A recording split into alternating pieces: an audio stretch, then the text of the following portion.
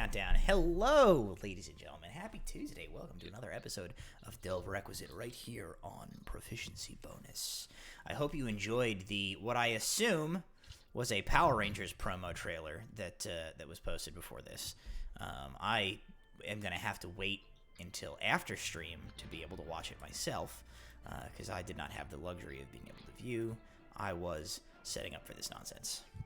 I hope it was cool. I bet it was. As we have established, if Michael does not appear as a floating bald bluish head in a tank during some portion of this, I will riot. If it's the one that was on YouTube a couple days ago, it's pretty cool. If it's a different one, it's probably also pretty cool. So, before we get into tonight's episode, let's take a quick moment to thank some sponsors. Proficiency Bonus is sponsored, as always, by Cardboard Castle Games and Little Dragon Corp. Cardboard Castle Games is a brick-and-mortar tabletop RPG store where you can buy all sorts of tabletop games and tabletop gaming accessories. They're located, I don't know if I said this already, here in the United States in Evans, Georgia.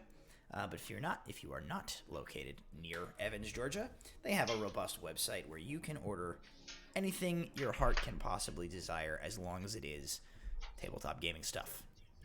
They will send it to your house. Thank you, Cardboard Castle. And you can get a link to their website by typing my favorite Power Ranger is Dan. I was literally like microseconds away from saying Barry. Barry Rangers. I think the original Blue Ranger was Billy, right? That was Billy, not Barry. Barry's funnier. They Anyway, all morph into an even bigger Barry. sorry about that, Cardboard Castle Games. I got distracted by Power Rangers. You can probably buy that Power Rangers RPG at Cardboard Castle Games, and you can get a link to their website so you can check it out for me by typing CCG. CCG? Yes. CCG. It's been a while since I've messed up the code. It's okay. I messed up the macros like 6 times trying to figure out what the actual code, like exclamation point was. Get a link, see if you can buy the Power Rangers RPG, and then report back to me. Thank you, chat. This is your mission. And while you do that, let's talk about Little Dragon Corp. They are a Canadian-based dice company. They sell my patented green screen invisible Invisidice. And they can sell you dice as well. They can't sell you ones that will be invisible on my green screen unless you live in my house, which I'm pretty sure nobody out there does. At least nobody who's If you my are, wife lives in my why house. aren't you but paying she them doesn't watch rent? the That would be stream. perfect for one of us to have been able to get up, leave frame, and then enter frame behind Matt. We have the same floors, so. Team same floor. Anyway, Cardboard Castle Games and Little Dragon Corp are the sponsors of tonight's episode of Delve Requisite here on Proficiency Bonus. Exclamation point CCG and exclamation point Little Dragon to get links to those websites. And if you buy anything from Little Dragon Corp, you can use our code PROBONUS at checkout for 10% off your order. Thank you, sponsors, and let us dive into the recap. We last left off several exclamation point recap. Very good. I should like pre-record recaps and then we can link to them in the beginning. And then just sit here in silence staring at the camera for 5 minutes while we expect everybody to go watch it and listen to it and then come back. And then we don't realize the link is broken, so we just stared at the audience for 5 minutes. Hell yeah. Technical difficulties. Last time on the Fool's Errand portion of our Delve Requisite campaign, the party were amidst a incursion of the Ignean Empire into sovereign Mithlindian territory. The Ignean Empire has struck at the heart of Mithlinde by attempting to take part a coup from within the parliament, attempted to bring Mithlindian troops through the teleportation network into the city itself. The party, on the trail of this suspected treacherous member of parliament, were in the right place at the right time, or the wrong place at the right time, depending on how you look at it. and were present as the Brotherhood of Artanis as well as the Ignean Empire sabotaged the failsafe of the teleportation network and began to teleport hundreds of troops into the city. Some quick acting on the part of the party allowed them to reverse the sabotage and drop the enormous boulder, crushing the interior of the transit station, destroying the teleportation circle, and preventing any further Ignean troops from entering the city.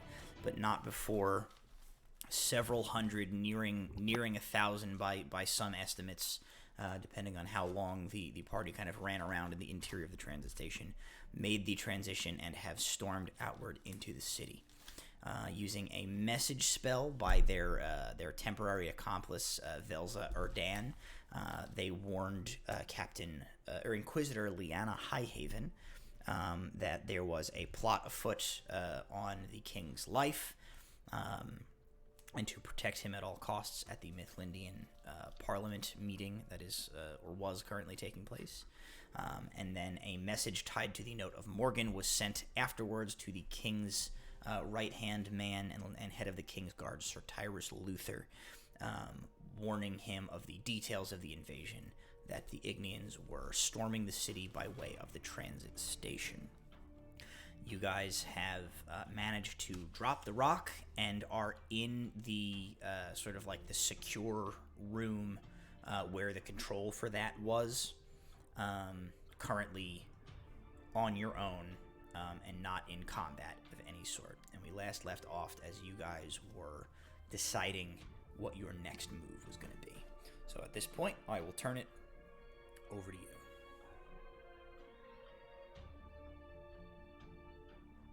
First off, who needs healing?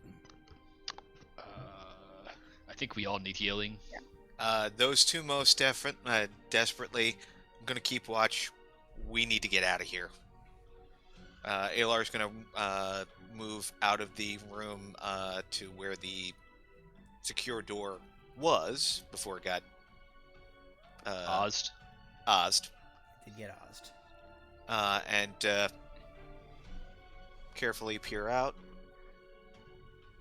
So there's about that 15 feet hallway that leads up to that first door that you entered into. That door is currently closed, and you don't perceive any activity. Did the black pudding dissolve the wizard that was in there entirely? Like, is there any bits of him left? No, there's still like wizard goop. I don't remember if we were able to get his You book did out. You rooted around in the wizard Oh, goop. right. So You that have that. all of that, the bodies have been searched. That's how you guys got the keys that the double key that turned the Right. or there was like double crystal keys that turned the mechanism that dropped the rock,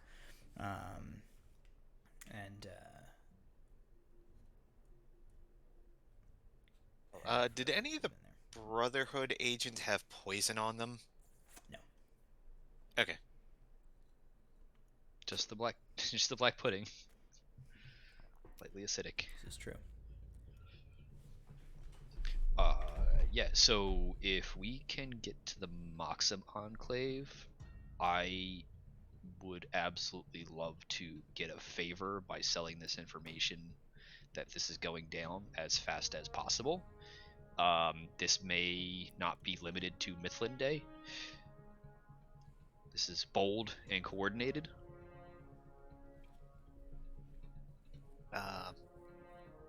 Baylor overhears that. He'll probably venture back. We should probably also warn the bookkeepers. They may have a vast message network as well. If they're willing to strike here, they'll probably go after Terra Libra, because that's another tempted target. I mean, we don't know why they're invading, but yeah, who knows what's going on out there at this point. Either way, we need to inform the king, but we need to rest. We need to recover and group up and figure out our next plans. What would I have to roll to figure out which is closer? I would say like Ask that. I would say Nothing, the wizard. You guys know that. Like the wizard's house, which is occupied by somebody else right now. The Moxham Enclave or the Terra Libra, like So I'll outpost. zoom in on stream here. And Zooming. We got the zoomies. So you guys. That is not the right city. This is actually flipped reverse from the way it should be. You guys are on on the map in the center of stream here is like directly above my head, like right here. You're in this region of the city, the ambassador's ward. And the thing with the spiral in the middle of that area is the rock. My hand disappears, but like right where my finger would be is where you guys are. Okay, that's what I thought. This is the this and this are the Mythland Days universities of Arcana and Material Sciences. This is the transit station here. Both the Ordinum's Enclave and Moxum's Enclave are in this ward. Okay. They're, like further kind of north from where I am. The wizard's house. I'm trying to like. That's in the next block over. I'm trying to like reorient this, considering it's like upside down and backwards from the way that I would like typically have oriented this map. The wizard's house, I believe, is up here somewhere. Dorset Street is in the Forest Ward, which is like up. I mean that's no good except for being a place where they literally would not look for us. Well, unless they know that he's Moxum or that you're connected to the Ordinum, would they know to look there either? I don't imagine foot soldiers have anything but a direct drive to get to the castle as fast as possible. Yeah, I think we just have to stay out of sight and not get attacked once more. Yeah, sure. Stone giant, stone Goliath, half orc. We're gonna blend. Everything's in chaos. I think if we just scream and look scared, people might leave us alone. Azrius goes, "I am very good at disguising," and he puts the head of his axe back into the mop bucket that he had with him. And he's like, "I can blend." Yes, you can, Oz. You can also puree. Let's see which one we can get to faster. Is just with the path of least resistance. All right. So we'll just go and whichever one show up at first. Can all of us disguise ourselves? I mean, except for Oz, but can the rest of us disguise selves so that we don't look like ourselves? Because enough people saw us come in here and start trouble. Yeah, I've got a couple spell slots left, but let's get moving now. Okay, I'm gonna really quick just disguise self to a human, not really changing too much about myself, just a human with different hair color, so that I don't look like myself. Yeah, I'll just be Joe Common, man about town. So I'd like everybody to hold this image in their mind. Jason's character definitely looks like Jason Spade as Jason Spade. David Spade. David Spade as Joe Jason Dirt right Sidefield. now. Yes. Joe Common, man about town. He has a blonde mullet and still his mustache. Oh yeah, I can't undisguise self the mustache. I forgot. Yeah, I will burn one of my. Should I? You're sneakier than us. Maybe you don't need it. Just. Yeah, I'm gonna save what few spell slots I have left, so I will. Me feel better. All right. I will stick to tail end Charlie then. Besides, I think I've got the sharpest eyes of the group. Before we go, can you just sign your name here, please? You want me to sign a contract? It's an addendum to my own. It's a little boon in case we fall in the process. Signing my soul to you, am I? No, this is an addendum to my contract. It's not. Am I signing my soul to anyone else? I can recheck the fine print, but it wasn't in there. My soul's already forfeit fine, and I just take it and sign the book. Alar, I don't. Fine. I have literally nothing to lose at this point. All right. And off we go. So Brahm, did you also sign the book? Sure, if it's required. It's not. Osrius is going to refuse, I think, because number one, I'm not comfortable. I mean, I know what it is, but I think I don't want to like make that decision for Curtis's character. That's fine. Yeah. And I think on like an in character level, I think he would be like, Osrius has been generally like leery against magical stuff, especially like the super sus magical overly stuff. civilized late stage capitalism version of magical stuff that seems to be like surrounding Walter. So I think it's a sensible move that he's probably like. That's fine. He's like, I'm not signing your book. He probably also isn't gonna want to do that because he doesn't want to sign up with another organization that's going to try and kill him. First thing you know, it's just a simple signature in the book, and then friggin' 50 cases of salted meats is showing up at my house every month, and I gotta sell them. At least you're getting the salted meats. Oh, gross. Rest in peace, meat guy. We don't know what happened to him, but probably wasn't good. E. coli, I would guess. Anyway, you guys have signed the book, and your plan is to try and sneak out of the transit station and get to one of the enclaves. One of the whichever enclave is least occupied by soldiers trying to secure it. Okay. Yeah. All right. Go ahead and make me a group stealth check, everybody. I'm gonna roll my new prismatic dice that I have. Let's see what these look like on camera. I just got these. Ooh, it's very pretty. Ooh. But what does it look like on camera? Ooh, It actually shows okay. up a lot better. Yeah, it's really. I think that's the whole idea, is that it's supposed to be really cool on camera. It doesn't look nearly as crazy in person, but on camera it's like wild. Nice. Well, starting off the game hot. Natural 20, so that's a 27. Oh, yeah, I just rolled a 4. Okay. Whoops. Well, balance. T4. 24, you said? Yeah. Okay. I thought you said 44. I was like, what? I don't think that's physically possible. I have a plus 23 to my stealth modifier. expertise and nonsense. All right, so I have a nat 20 from Alar. I have a 24 from Brahm. I have a 4 from Osrius, Walter, and Velza. What you got? 10. 10? 16. 16. Okay. You guys make your way out of the secure hallway that leads down to that like security office chamber, and into the corridors of the upper portion, the building that is, on ground level above where you guys drop the rock down below. There is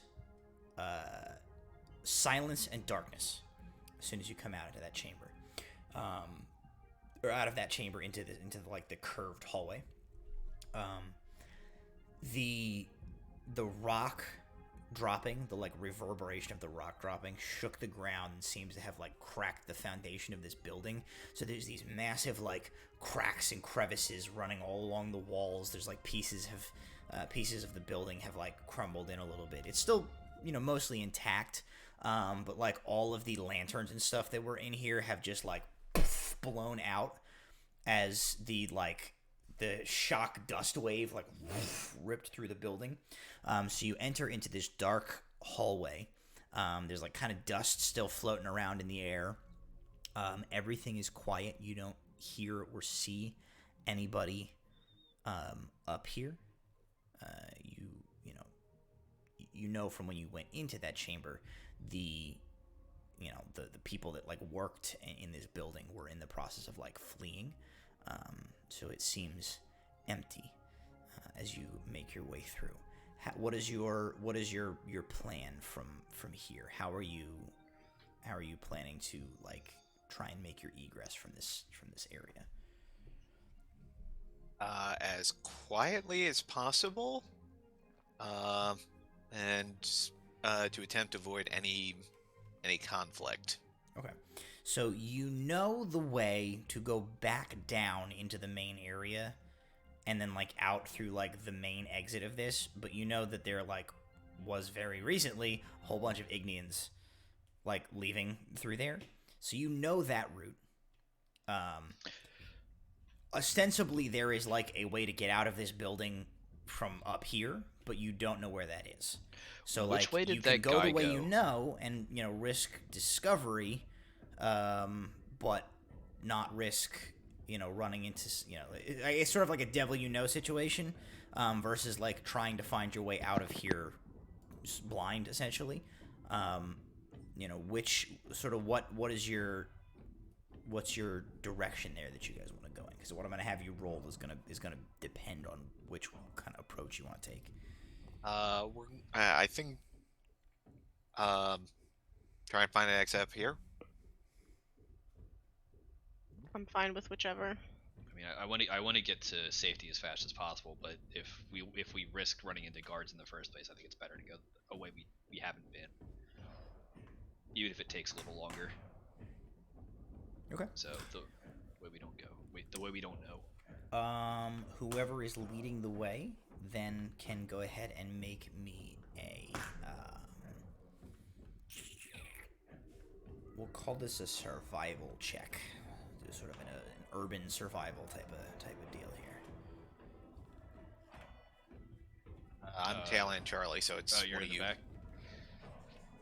I'll do it. Okay. I feel like Velza would probably know this area a little bit better than we would. Plausibly. It's a dirty 20. Okay. You guys make your way through the sort of the circular upper portion of this building, and you go what you would estimate to be about a quarter of the way around the ring-shaped building, until you find you come across a person actually. So like in the darkness, you guys are kind of moving as one, and you hear them before you see them. You hear like rapid, like the patter of rapid footsteps coming from the opposite direction, coming towards you. So as you hear this before you see anything, what do you guys do? I'm Probably going. Is it Oz tackle? We don't know who it is. I don't think we should just attack people. Not attack, just tackle.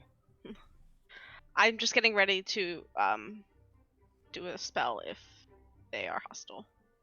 Okay. I don't say anything. We are disguised currently, right? Yeah. Some of you, yes. You and I are. Yeah. I'll press up against the wall and just like wait to see what happens. Yeah, I'm not like standing in their way, but I'm like kind of ready if they're like coming for but us. you guys aren't hiding necessarily. You're just sort of waiting. Is there anywhere to hide in the? You could like kind of like press yourself into like doorway alcoves. There's various like offices and things like that. I thought it was just a bare hallway. Yeah, I thought it was a bare hallway. If there's a place to like duck, kind of. It's not like great cover, but you can kind of flatten yourself into like a doorway and get. Yeah, that would be my Okay. my preference. Okay. So Alar, Walter, and Vilza are definitely doing this. Brahm, what are you doing? Ozrius is not, as there is absolutely zero chance that he can conceal himself in like a doorway. He's too damn big. So Ozrius is just going to like plant his feet, and like as you guys all like stop and like scatter to the sides, Oz just like looks and just like plants his stance and just waits right in the center of the hallway because there's nothing for him. I am going to cast invisibility on Oz, and then does standing behind somebody invisible make you visible? You would still be visible. You wouldn't be. Well, I'm going to cast invisibility on Oz and then attempt to hide as best as I can. Okay. So let's make stealth checks for everybody. I'm gonna make a flat roll for Oz, as being invisible would give him advantage, but since he's not actually trying to hide, I would have given him a disadvantage. So I'm gonna make a straight roll for stealth for Oz. Okay, 16 is not bad. Better than my 12. Go ahead and make a stealth roll. 24. Okay. 12 was the top one. Okay. Anybody lower than a 12? No, I did 19. Okay. Then here is what happens. You guys like stop, split to the side. Osrius just like stands still, and then like a moment later, you guys hear like the sort of the quiet like, boing, of like a lute string being plucked, and Oz just turns invisible. And a moment later, those footsteps like pat pat pat pat pat resolve into a humanoid form. You guys, let's see who has dark vision and who doesn't. Everybody. I actually have goggles of night. You have night goggles, so I think it's everybody. But do Goliaths have dark vision? No, Goliaths do not have. So Oz does not have everybody dark else. vision. So you and guys is kind of invisible. see this figure in this sort of like monochrome individual. They appear to be wearing what you are pretty sure are like the Transit Station Authority uniforms. It's kind of cut and styled the same way, though in the darkness you can't really see like the colors to be sure. But they appear to be wearing a Transit Authority uniform. They are in the process of running with like a bunch of. They have like a bundle of like sheaves of paper, like scrolled papers, like in both of their arms, and they run full speed into Oz. And I'm not even gonna bother like rolls for it. Like it doesn't budge Oz at all. They just like hit it's like they hit an invisible wall. So you just like sort of see them running. You know kind of where Oz is. So like this person runs and then just like whonk, smacks into like an invisible barrier and falls like flat on the ground. Papers go like poof, everywhere. And they like they kind of hit the ground and give out this sort of strangled like ah, and fall to the floor as they like bounce off of Oz. I'm going to, as I'm disguised as Joe Common, I'm going to immediately jump out of my hiding and say, "Oh, I can't! Somebody, who's there? Who's there?" Try to pretend I was the one that got bounced off of. The response that you get from the floor is, "No, please don't hurt me. I'm just trying to leave." What? How do you leave? It's dark. I don't understand. Make a persuasion roll. That's performance. That's persuasion. So 13. They like pause for a beat, and you sort of hear like, "You're not one of them." One of the invaders? No. What? Oh, thank God. I thought I'd had it. I thought I'd run into a group of them. I can't see bloody anything in this hallway. Is it just you? Are you alone? Do you need help? Like, what are you trying to do? I stayed behind. I work in the records room, where we the logs, the ledgers of all the things in and out of here. I thought, I don't know. I thought they might be after it. I was trying to secure some of it, take some of it away, so that they couldn't get at it. I fell behind the others when they left them. I'm trying to get out now. When the lights went out, there was the rock must have fell. I'm gonna put my hand on his shoulder to calm him down and say, "The king thanks you for his service," and I'm gonna cast dancing lights to light up the room. The room lights up. Alar's going to hold up two hands in a placating gesture. It's all right. You're safe. We're not with them. We're agents of the king. So you see a sort of a kind of a scrawny, maybe mid-30s gentleman. He's got the like mousy brown hair. He has a pair of spectacles, one of which is the lens of one of which is like cracked now. Whether that happened before or when he ran face first into Osrius, you can't be sure. But he says, "What in the heavens is happening here? Those I didn't see anything, but somebody, I heard someone run past. Ignians? There's Ignians here? Yes. They invaded through the portal, but we dropped the rock. He says, oh, how many got through? Couple hundred. Several dozen. I think maybe 100. No, couple hundred easy. We need to get out of here. Do you know the way out? He says, yes. He points behind you guys. He says, just back that way. There's a corridor that leads to the exit up onto the up to the outside. I was heading there myself. I was trying to get out of here after the rock fell. All right. Do we know if he's talking about the main entrance we were avoiding? Doesn't seem to be, no. All right. Alar's gonna start helping him gather up the papers they dropped. All right. When you get out of here, find a shady spot. He says, yeah, of course. And you kind of like gather up papers. What you do see indeed appear to be like ledgers of goods coming in and out of the city. And he then leads you towards this exit that he had mentioned. What's your name? We'd like to commend you, or give your name to the king for your commendable efforts. He says, "Oh, I'm Ferrith." Ferrith. Well, Yes, Ferrith Ornrin. Well, Ferrith Ornrin, we will tell the king that you risked your life to save these records, and if he is still king by tomorrow, then, well, let's hope he is. He goes a little pale at that, and he's like, oh. But he kind of like nods at you guys as you guys reach the exit, and he says, "Right, I'm gonna go find somewhere to lay low until the King's Guard and the City Watch sort this whole mess out." And he nods. He says, "Good luck wherever you're going."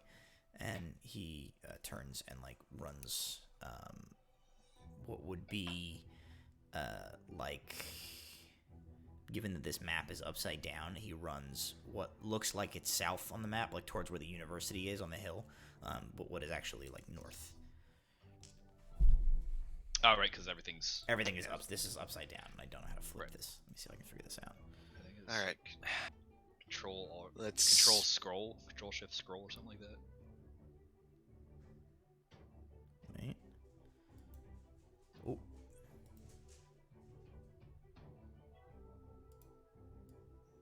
There we go. I did the trick.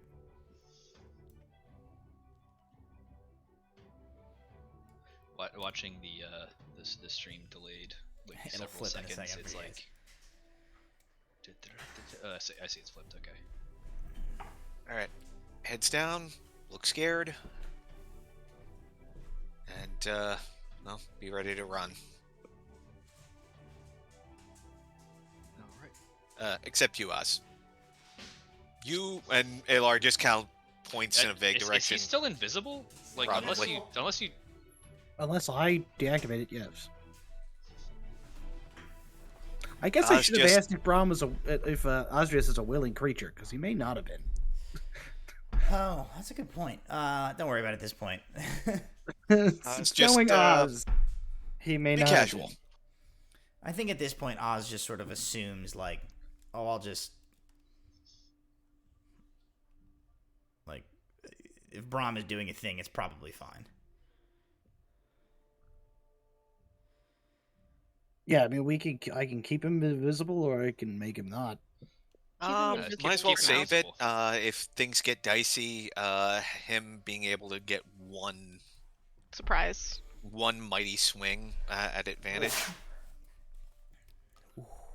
Yeah. So, I guess we'll run north towards where we need to be.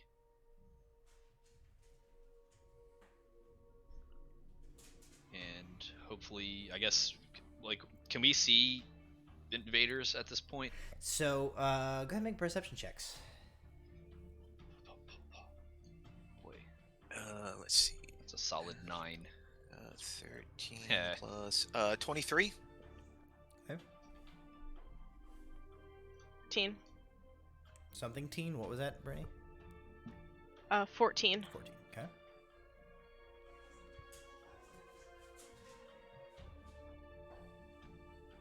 22. Okay. So Jason, Brittany, Walter and Walter and Velza. You're in the Osrius block on the thing on the overlays. Walter and Velza, you guys. So all of you notice this as you guys walk out. It is surprisingly quiet on the streets immediately surrounding the transit station. You no longer see, you don't see any Ignians like in the immediate vicinity. You can kind of see, you guys come out of the upper portion of the transit station, like, I don't know, about 90 degrees to where the ramp that leads down into it would be, but you don't see any like movement from that area at this point. The streets are relatively quiet, considering, what you know to be like going on. You kind of look around, like you're not seeing like fires or hearing like screams. It is fairly tranquil in your immediate vicinity.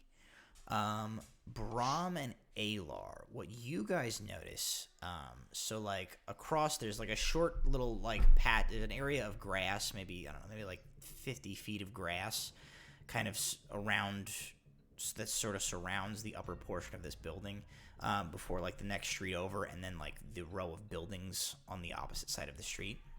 So, perhaps 60, 70 feet from where you guys are, in the street lamp, the burning lantern that is, kind of at that intersection, you see like a couple of people. They're sort of like huddled under kind of the awning in the entryway to a building, which you gauge to be like a boarding house of sorts. There's a handful of just looks like ordinary people, but they're definitely like kind of gathered and like conversing, in a way that, would indicate to you, like, they definitely, like, have seen some shit has gone down, and they're, like, conspiratorially muttering to each other, but you don't see any signs of fighting or like, pillaging or anything like that in your immediate vicinities. Probably heading for the Parliament. Snake off at the head is an effective way to deal with things, but let's hurry up and... Let's hope that our warnings got there ahead of them. Yeah. Do I have any sense in if Morgan still, like, exists? That's a thing you can sense, right? Pretty sure. She has not been poofed out. I think it's as long as she's within, like, a certain distance from you, you can sense her, right? Yeah, it's a weird... hard to tell. I'll read it for a minute and then. I think it's like within a mile. I thought it was a mile as well.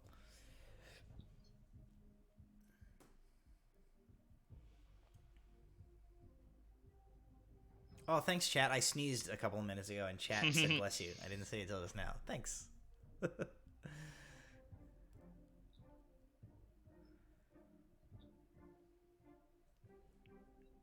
Yeah, it doesn't say whether or not I sense it exists or not. I'm It's gonna just assume within 100 feet I can use its senses, but that's about it. Okay. I'm just gonna say, like, you have not sensed any sudden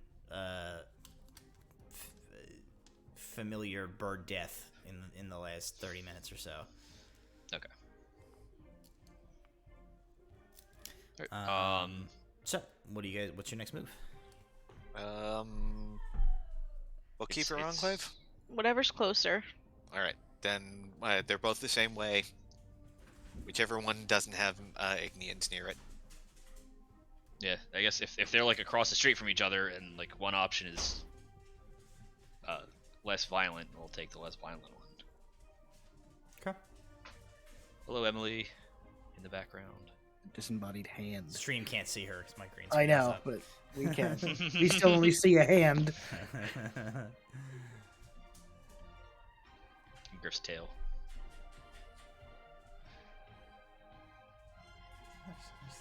Pay no attention to the dog behind that curtain. Turns out Griff has been the DM this whole time. Matt, this elaborate puppet. Yeah. Explains so I've been much. operated by a very complicated series of pulleys and levers this whole time.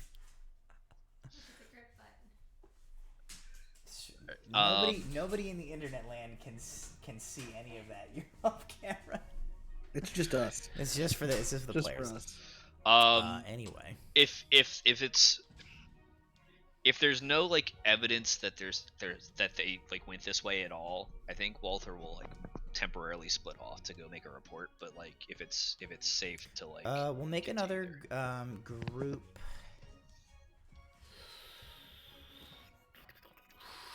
Make another group stealth check as you guys proceed through the streets. Ooh, I got a 19 this time. 23. 18. I'll roll a 3. He gets advantage. He is invisible. Oh, he's invisible. He rolled a 14 that time.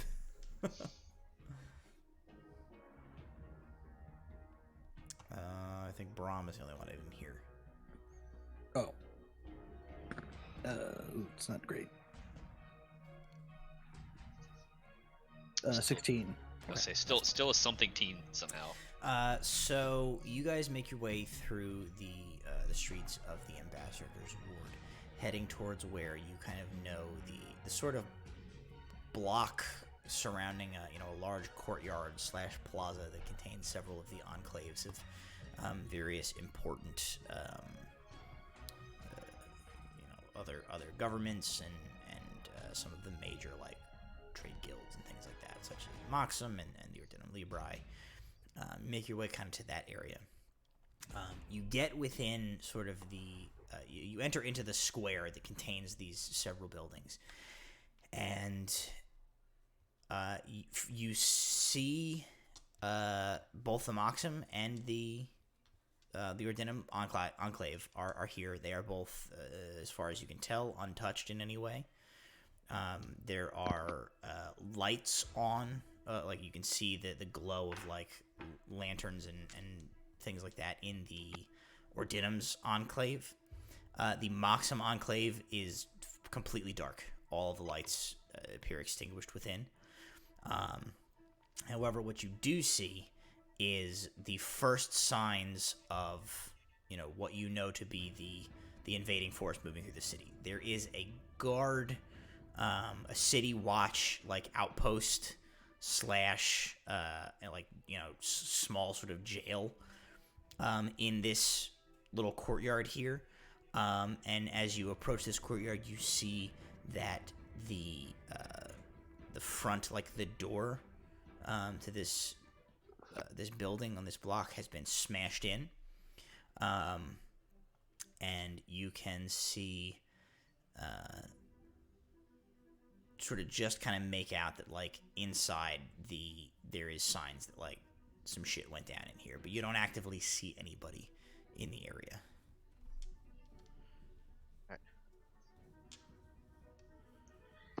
Moxum's dark. They may have gotten wind. There was somebody new there earlier.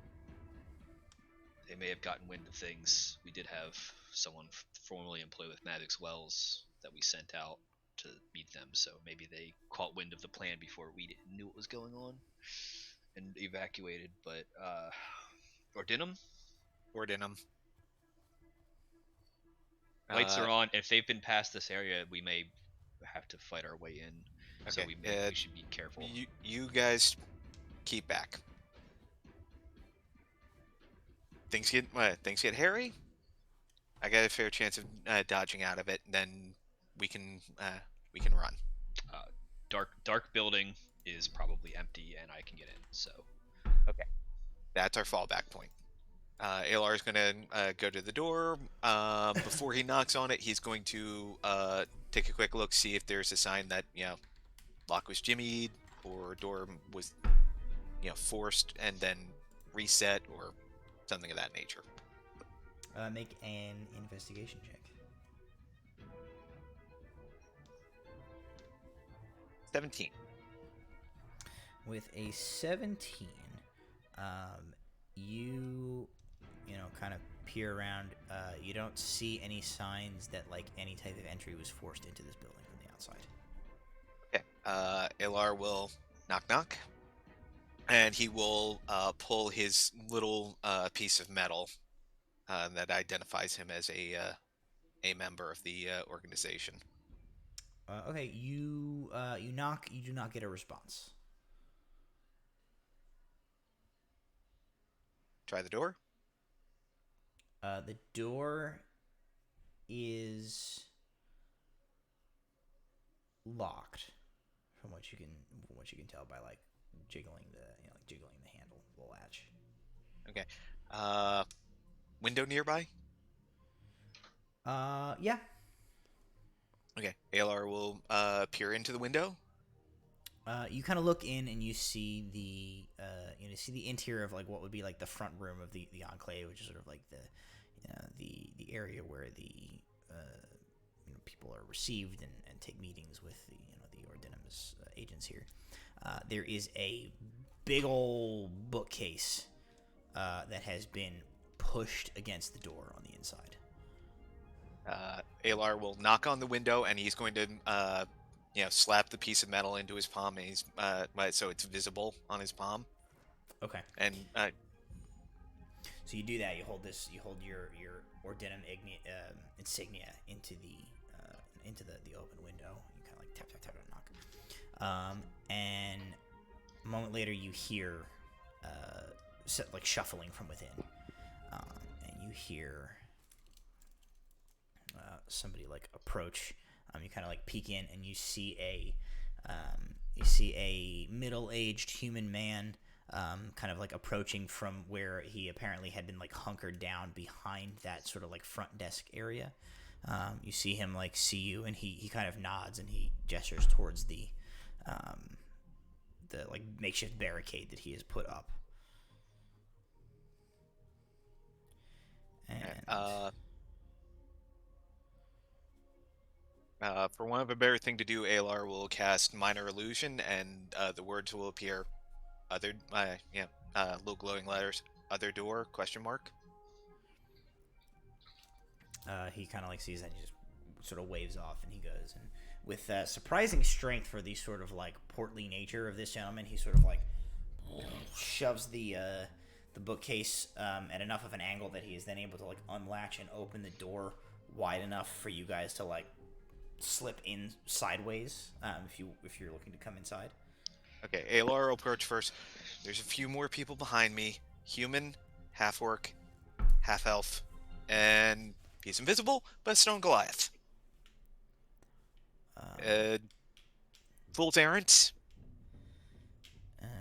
He might recognize the name. The Fool's Errand doesn't seem to like ring a bell for him, but he says, "I, come in, get in quick." Come on, guys. Alright, I'll slip on in. As we get inside, I'll drop the illusion I had on myself, since we're in a safe zone. So the group of you come in here, or get inside. I will help him reclose and closes, locks, shoves that bookcase back in front of the door, and he says, "You've been out on the streets." No, we just got done dealing with a rock. we were at the teleportation center. Do you have any means of contacting contacting Terra Libra? He says, "I sent out a messenger sparrow when that Ignean invading force ran down the street, sacked the guard post, and continued on their way towards the guild ward, but immediately..." When did they leave? He's gonna point across the street to like Moxham. He says, "I didn't see anyone leave." The lights are out. I'm just concerned. They're probably lying low. That's fair. I apologize. Please continue. He says, nothing to continue. He says, 1 minute, I was preparing to close things up for the evening. The next, I couldn't even tell you. More soldiers than I've ever seen in one place came storming through the streets, shouting at anyone who stood in their way to step aside. A few of them branched off towards the guard post. Poor bastards. Completely caught unawares. A couple of them came out, tried to fight them off, and he just sort of shakes his head. He says, by the time they sent soldiers into the building, I retreated in here and closed the door. He says, I heard the commotion for a while, but they continued on to wherever they were going. The Ignean Empire has allied with another force and has invaded Noveria. They sent a couple hundred soldiers through the teleportation circle. He sort of like grimaces. I gathered as much. He says, I think it was Walter, was like, we came from dealing with a rock. He says, Yeah. I heard it hit. You dropped the rock in teleportation. It took longer than expected, but yes, unfortunately. He says, serves them right, at least no more will be coming through. He says, Not this way. And hopefully we crushed a few with the big giant rock, but who knows? We can always hope that a few Ignians got crushed by our big rock. You'll get no argument from me there. He looks over the group with you, and he goes, if you don't mind me saying, you look like you've been beat half to shit. I imagine it wasn't an easy fight taking care of that. 2 wizards, 6 guards, About a half. probably half a dozen Brotherhood members. He shakes Yeah, his I'm head. tired. Where can I sit down?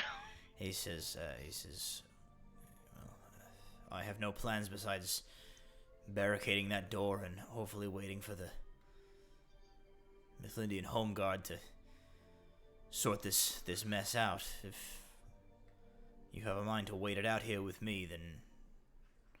Do you have a way Odin's to Enclave message is- anyone outside it locally? Any way besides Messenger Sparrow? He says, I do have one way, yes. Sorry. He says, who are you trying to reach? The Odinum?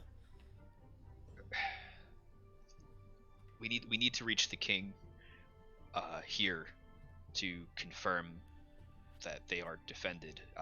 But He shakes his head at that, and he says, I have means to reach certain Ordinum enclaves and outposts throughout the 5 kingdoms immediately and from here, but send it the is message to all of them while we wait, if you can. he nods. He says, in terms of sending messages to a specific individual such as the king, he says, I have no such means at my disposal. Okay. Then, yeah, send a message to the highest member of the order that you can. The 5 Kingdoms Treaty has been broken. If they've invaded Noveria, the Ignean Empire is not going to stop. He nods. He says, here, come. I'll show you where you can lay down, bandage your wounds, and catch your breath. Thank you. He brings you to a what you gauge to be like he actually takes you upstairs in this building, to what appears to be like his personal living quarters, which are like decorated humbly enough. There's some comfortable chairs and a bed in one corner, a writing desk and chair, a place where he seems to prepare his food. But there's only one bed, but there's floor space enough for everybody else to lay down, wherever they can kind of find. And he says, make yourselves comfortable here. I'm going to keep watch on the door and try and get word to the Ordinum at Terra Libra. I'll keep watch with you. I've got sharp eyes. I'm a bit beat up myself, but at the very least, I can start a fight and start yelling for help. hopefully that's not necessary. So we can take the benefits of short rest and hand wave. Yeah. So he says, Darl Erickson, by the way. Pleasure to meet Alar you, will shake his hand. this is Alar Cavett? Fool's errand, was it? Yeah. They are. I'm not with them normally. He sort of shakes his head and he says, "These days, we all are." I'll be sure to tell Highhaven that you were very helpful, though. And I just collapse on the floor and lay down. Curl up in a So ball. yeah, we can hand wave a short rest. Let me roll some d8s here to. Go ahead. Yeah, regain- anybody who wants to use hit dice can do so. Boy, that's a lot of hit dice to reroll. I'm going to use 6. So 11.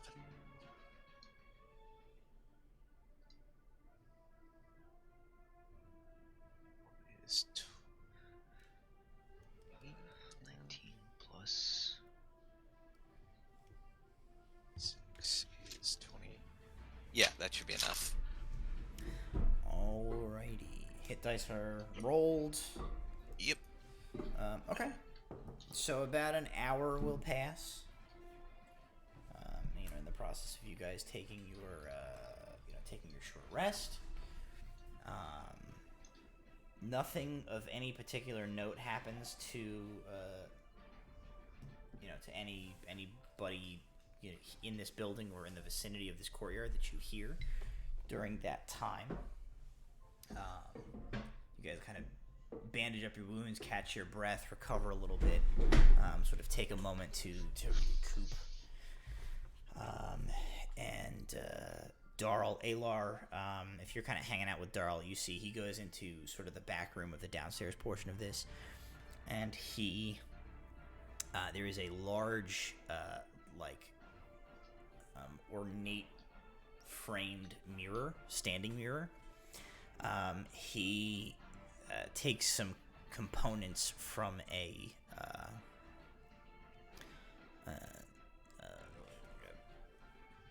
crate type of, sort of like a storage thing that he has, and he works up he kind of like works it into this almost like paste.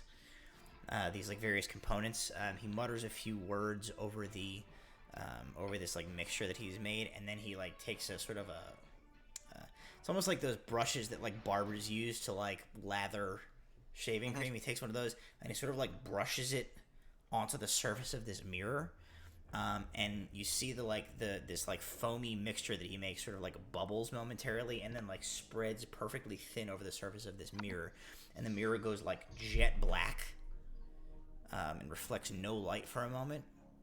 And then a few moments later, it resolves into the image of a very wizened, very sort of like wrinkly looking,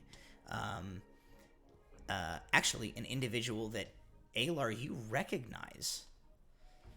It is in fact let me make sure, I think she's a gnome. Let's double check. Nuri Rattlesnap. From... Thank the gods. Let's, where are we at here? Does that mirror look like the one that we turned into the Ordinum previously? No. Okay. That was like a hand mirror. No. This is like a stand Yeah. mirror. So she's a rock gnome. That's what it was. She's a rock gnome. Kind of wizened, graying hair. She has those like massive round glasses. So as to your knowledge, she is the proprietor of Sears. Spectacular enchantments at Rattlesnap's Sanctum. But Darl casts a spell and contacts her. And she from the other side, she says, "Oh, Darl," and she like looks over and sees you, Alar, and she goes, "Huh." And he quickly fills her in on like what has happened. He sort of like tells his tale. Does Alar have anything to add to like Darl's accounting of like apparently a bunch of Ignians busted in through the teleportation network, and then these guys dropped a rock, cutting them off, but a whole bunch of them came through and are, like, storming through the city right now, and we are barricaded inside the Ordinum Enclave. Aelor will add a bit about sending messages to warn the king.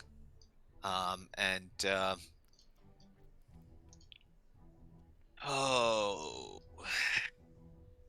yeah, he's gonna take a flyer. He's gonna put his trust in Rao Snap is high enough in the order that she's probably not one of the compromised ones, and give her a quick recap that it appears the Brotherhood of Artanis allied themselves with some agents of the Ignean Empire to touch this plot off. Well, tits. Okay. I will make some. I will send some messages. Try not to die. That's not super helpful, I know. But good luck. I will spread the word. Oh, one last thing. Aelor will fish out a book from his pack. Please inform the TAC master. Mission accomplished. She kind of. Oh, okay. Seems less significant in light of Ignean plot for world domination, but good to know. I will pass the message along. She gets kind of somber. She's the air of kind of like gallows humor drops away, and she says, "Be safe. Keep your head down." And Working on it. the mirror like goes jet black again, and then clears back to like showing you your own reflection and that of Darl Erickson. And he nods and he says, "That's as good as we can do for now." All right. If you want, I'll keep watch. Like I said, I got sharp eyes and wounds are bandaged. If you can entertain me now that we've healed a bit, do you mind if we try to get into the Moxim Enclave? I'd like to also spread the word through the trade groups, Okay. if possible. Yeah. If you, I want to undermine this surprise attack as much as humanly possible, no, and magically Good thinking. possible. hopefully Moxim doesn't decide it's financially better to support it. But yeah. He'll choose who he chooses, but if he doesn't have all the information, he's going to choose poorly. So, Alright. before you proceed, Walter, I was gonna say also before that, just to let you know, I saw. everybody I have it up is on my ready. Okay. before you proceed, Walter, this is information that Walter should be privy to. Okay. You would be aware that the Moxim Trading and Mercantiles policy on ensuring the what's the phrasing I'm looking for here? Ensuring that like the information and dealings and merchandise and things that they handle for their clientele do not fall into like prying hands. Is they are like, it is what they are renowned for. Like they are renowned for like the wrath which will be delivered upon ye who should like try to breach our contracts with the like security of our clientele's like goods and information.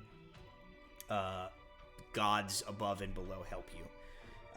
That's sort of like Moxim's whole deal, is that like we transport things and we will burn to the ground and salt the earth anybody who tries to like mess with that.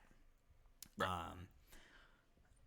As part of that, you would be aware that like standard protocol in, not necessarily a situation like this, but in a situation where it is possible that like an enclave or an outpost or something like that is potentially going to like be captured, standard operating procedure is to like set certain safeguards in place that, should a hostile force attempt to like take over this,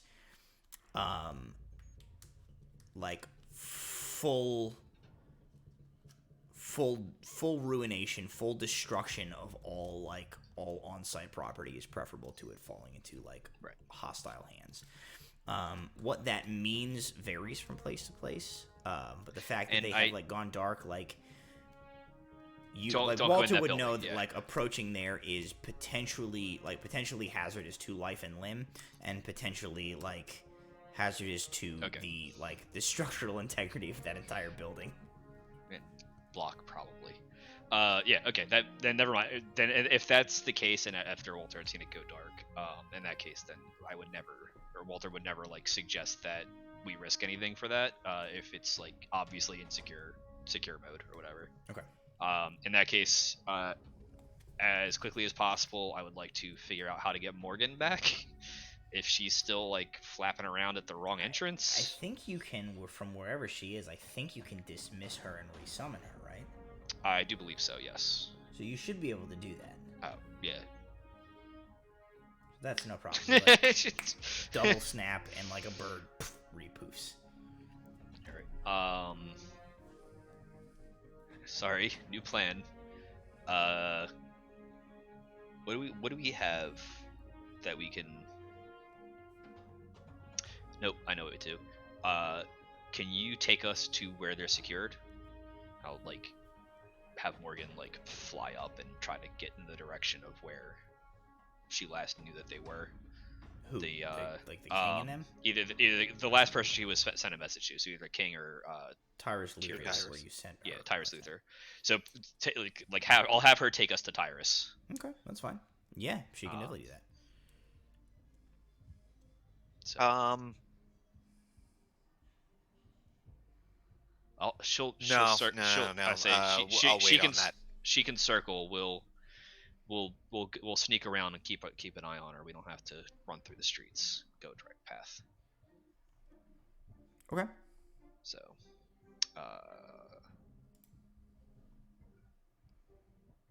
Alright, yeah, we'll inform,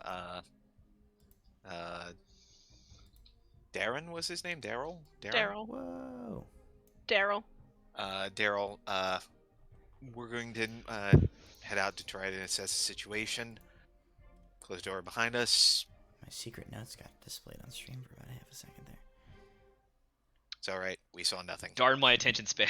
Oh, screenshot. Oh, I got it. Oh. Oh. Wait, did you? I did. I don't know what actually appeared. Well, Russell, actually- send I that see to it. me right now. It's actually on stream for. it's a while. actually on stream now. It was on Hands. stream for for a while. Enhance. I'm No, gonna don't be clip. replaying that later. I kid. It just says goblin baloney over and over again. I knew it. I knew it. No, my secrets. The Omaha Meats guy, no. Yeah, inform him we're gonna assess the situation, lock the door behind us. We'll report back when and if we can. If he doesn't hear from us, thanks for, offering us respite and stay safe. Very good. So the plan then is to sort of let Morgan guide you, yes? Yeah. Okay. Then as you guys set back out from the Ordinum Librae's enclave, and Morgan sort of like takes to wing and begins to fly, sort of like north, a little northwards from where you are towards, the gate that leads from the Ambassador's Ward into the Guild Ward. She starts to lead you in that direction. We will take a quick break for some mid-roll ads to give me some time to do some stuff behind the scenes so that we can come back for a extra special, extremely belated Christmas treat. Oh! That's right, ladies and gentlemen, it's Christmas in February! Hey! So stick around. Don't go anywhere. We're gonna take a break for just a couple of minutes. Give me some time to set things up in the background, and then we will be back for a little special event that we've been trying to put together for a bit now, and the rest of tonight's session. Don't go anywhere. We'll be right back.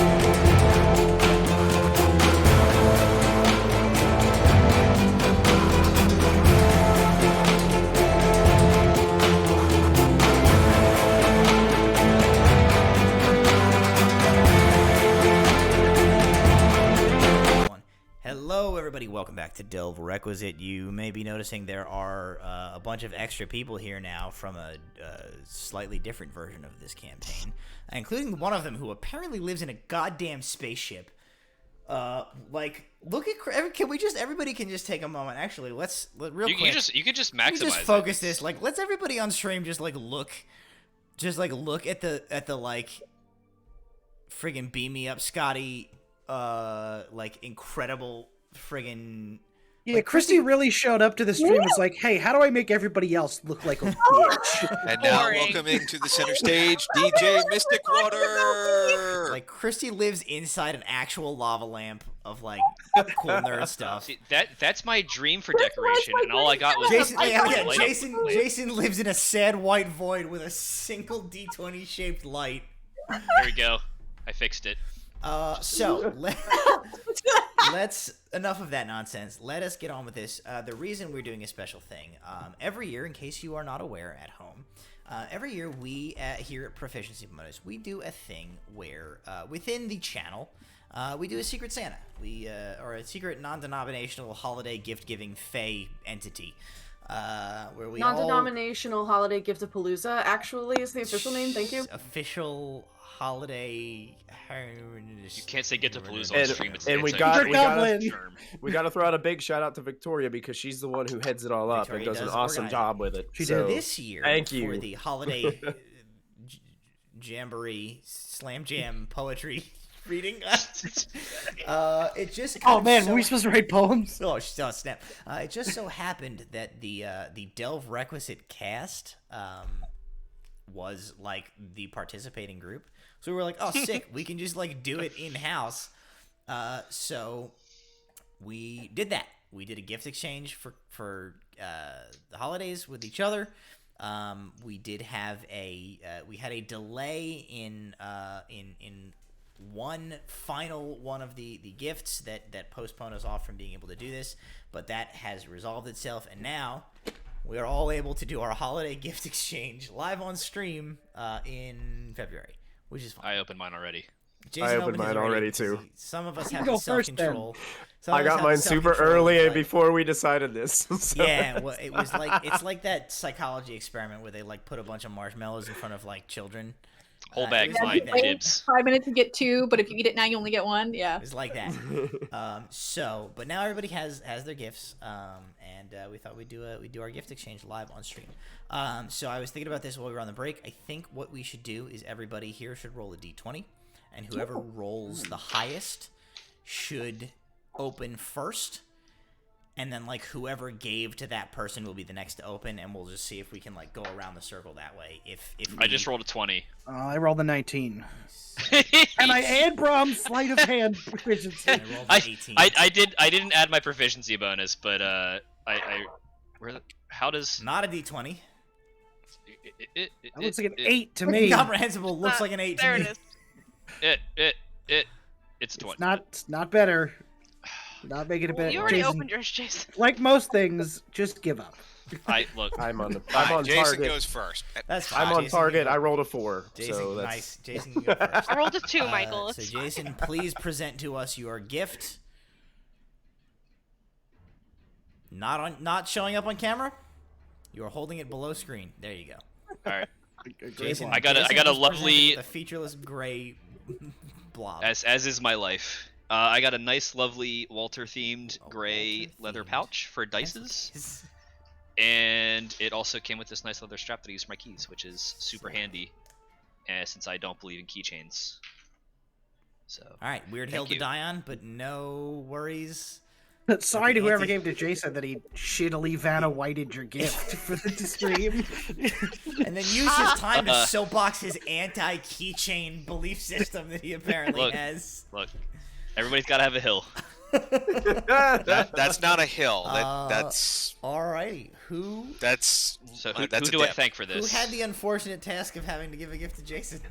Do you want me to tell you who would go next? I mean, because I can get the Elfster. No, we should be able to do it. We should be able to do it via.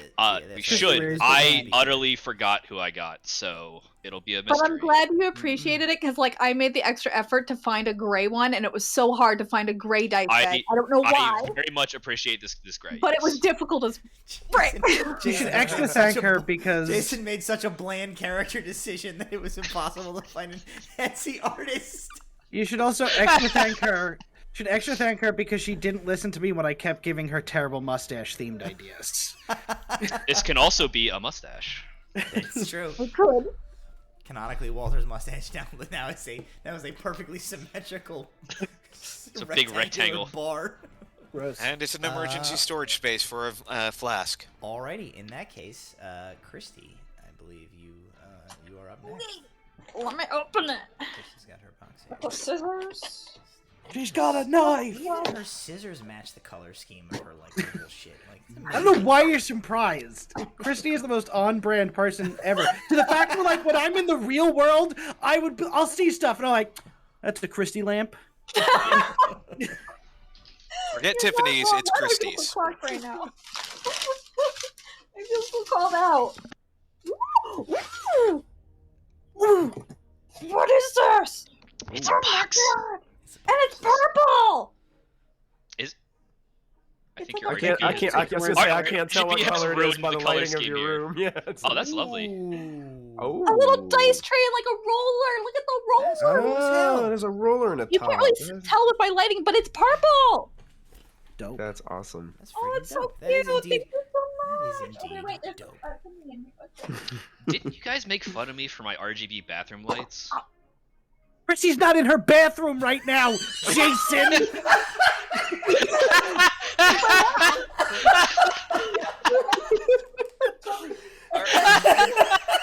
That, please clip that. I don't know why I got so mad, but it had to be said. I was thinking I really wanted RGB lights in my room, and I was like, wait a minute, I got made fun of for this at some point. No, it's fine. Listen. RGB lights, where you put on a weekly performance live stream to the internet, is acceptable. RGB lights where you poop is not. I don't know why we have to explain this to you. Sometimes you just feel green. I don't know. What's great about mine is they're on my phone remote, so you can prep it before you go poop. You can just press a button on your phone before you go poop. Yes, before. Jason's like, I have a weird condition. I could only poop during a rave. Well,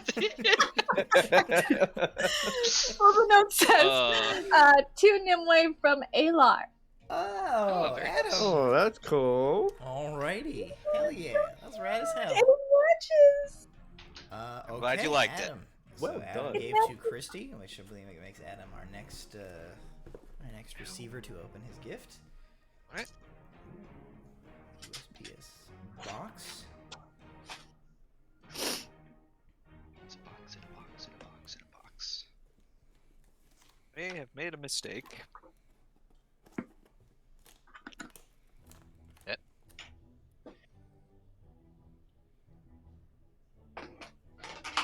Hell yeah. There we go.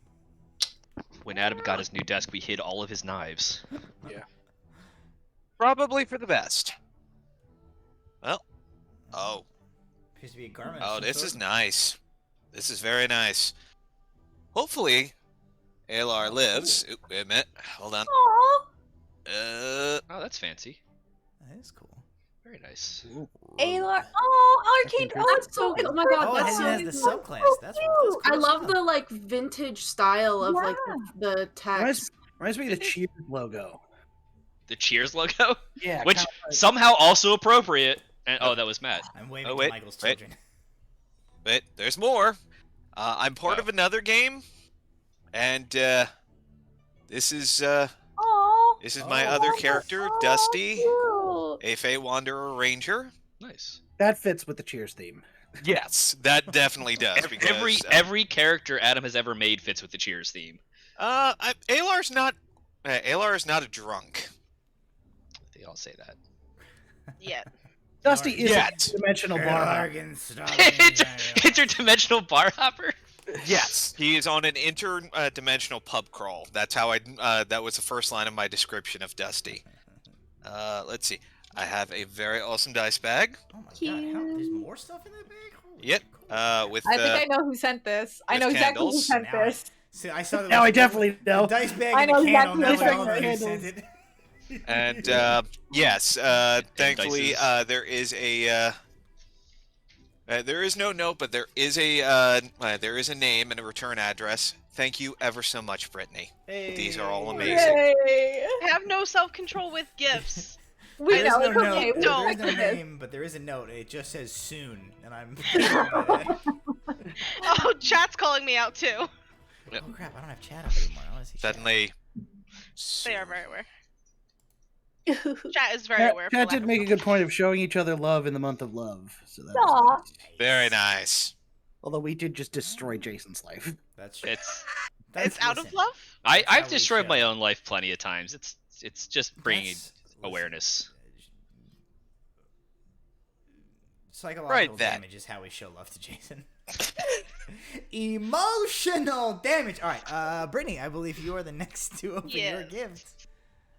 Okay, I pre-opened this before we got on tonight because I knew I would like slice my hand open, but I did not Sure. look inside. Oh, what is this? What's Oh, this? wait, there's What's lots this? of stuff. And it's in bubble wrap. Hold on. Oh god. Is it glitter? Okay, I can open it. I Okay, I have was it worried I too. wasn't Oh, gonna be able man, to open somebody glitter bombed. It's a tea strainer with D20 like holders on it, so it doesn't fall in. Oh my god, I've been wanting one of those for Nice. so long. I've literally been staring at those for so long. Ooh, ooh, ooh, ooh. Oh, there's tea. Of course, there's tea. Oh, it's Paladin Blend. Oh, Oh, Nice. With real paladins. Paladin Blend. Paladin tea. that's what I'm- a really good brand. I get tea from them too. They are good stuff. Oh my god. It Now with extra smiting. Tastes like Now justice. extra smiting. Tastes like justice. And oh, it's a teacup. It's in more bubble wrap. Hold on. I must get it out. I must get it out. It's so pretty. Wait a minute. Is this the one that you can tilt it and it infuses, and then you tilt it and it stops straight? Oh my god. I'm having a tea freak Tea out. Sorry. enthusiasts out there really losing their marbles right now. I am right now. I'm kind of jealous. Not gonna lie. That's Whoever good stuff. got this for you needs to send me the link for that tea mug because I need it. It's amazing. I just ordered It has myself It has a 12 little pack of this strainer. stuff.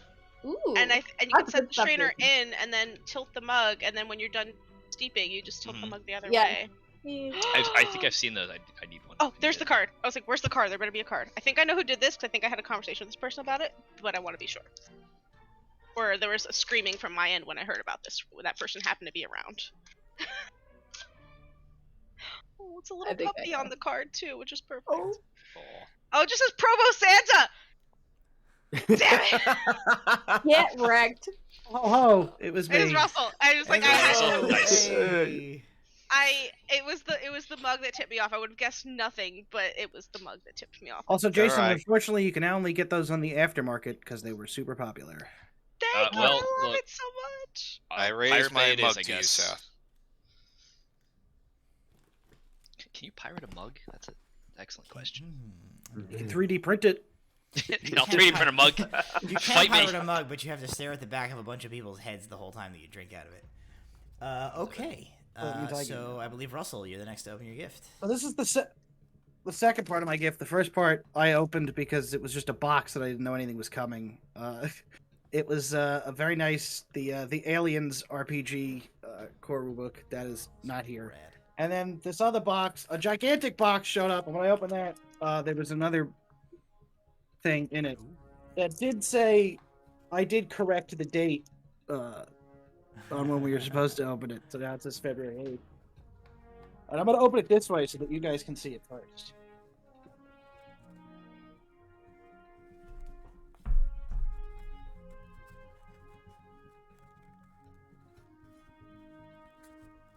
Yes. It's very pretty. Nice. Oh, the It looks similar to a previous gift. I wonder who did that. The one shell that was poking through the paper Uh-oh. makes sense Uh-oh. now. Oh, Matt's gonna grab his too. wait for it. Wait for it.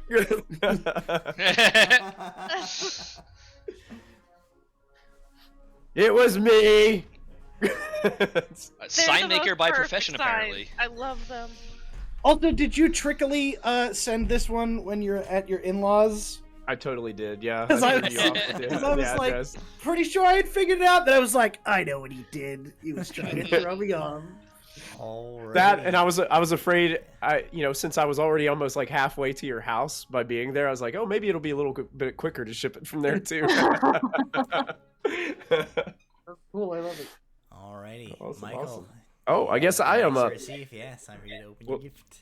I already opened mine because, like I said, I was unaware that we were going to share these and open them all together. So when I got this nice little awesome Hero Forge box in the mail that had my name on it, I immediately opened it. So I have this awesome Thixus miniature that is customized, and it even has his little broom that he picked up on the boat to use as his quarterstaff when he didn't have his quarterstaff and he was running around hitting people with it. It's got the orb and the magic coming out of the front, so I am just super stoked about it. I haven't and I love seen it. the pre-painted ones printed. That's nice. Yeah, they're pretty nice.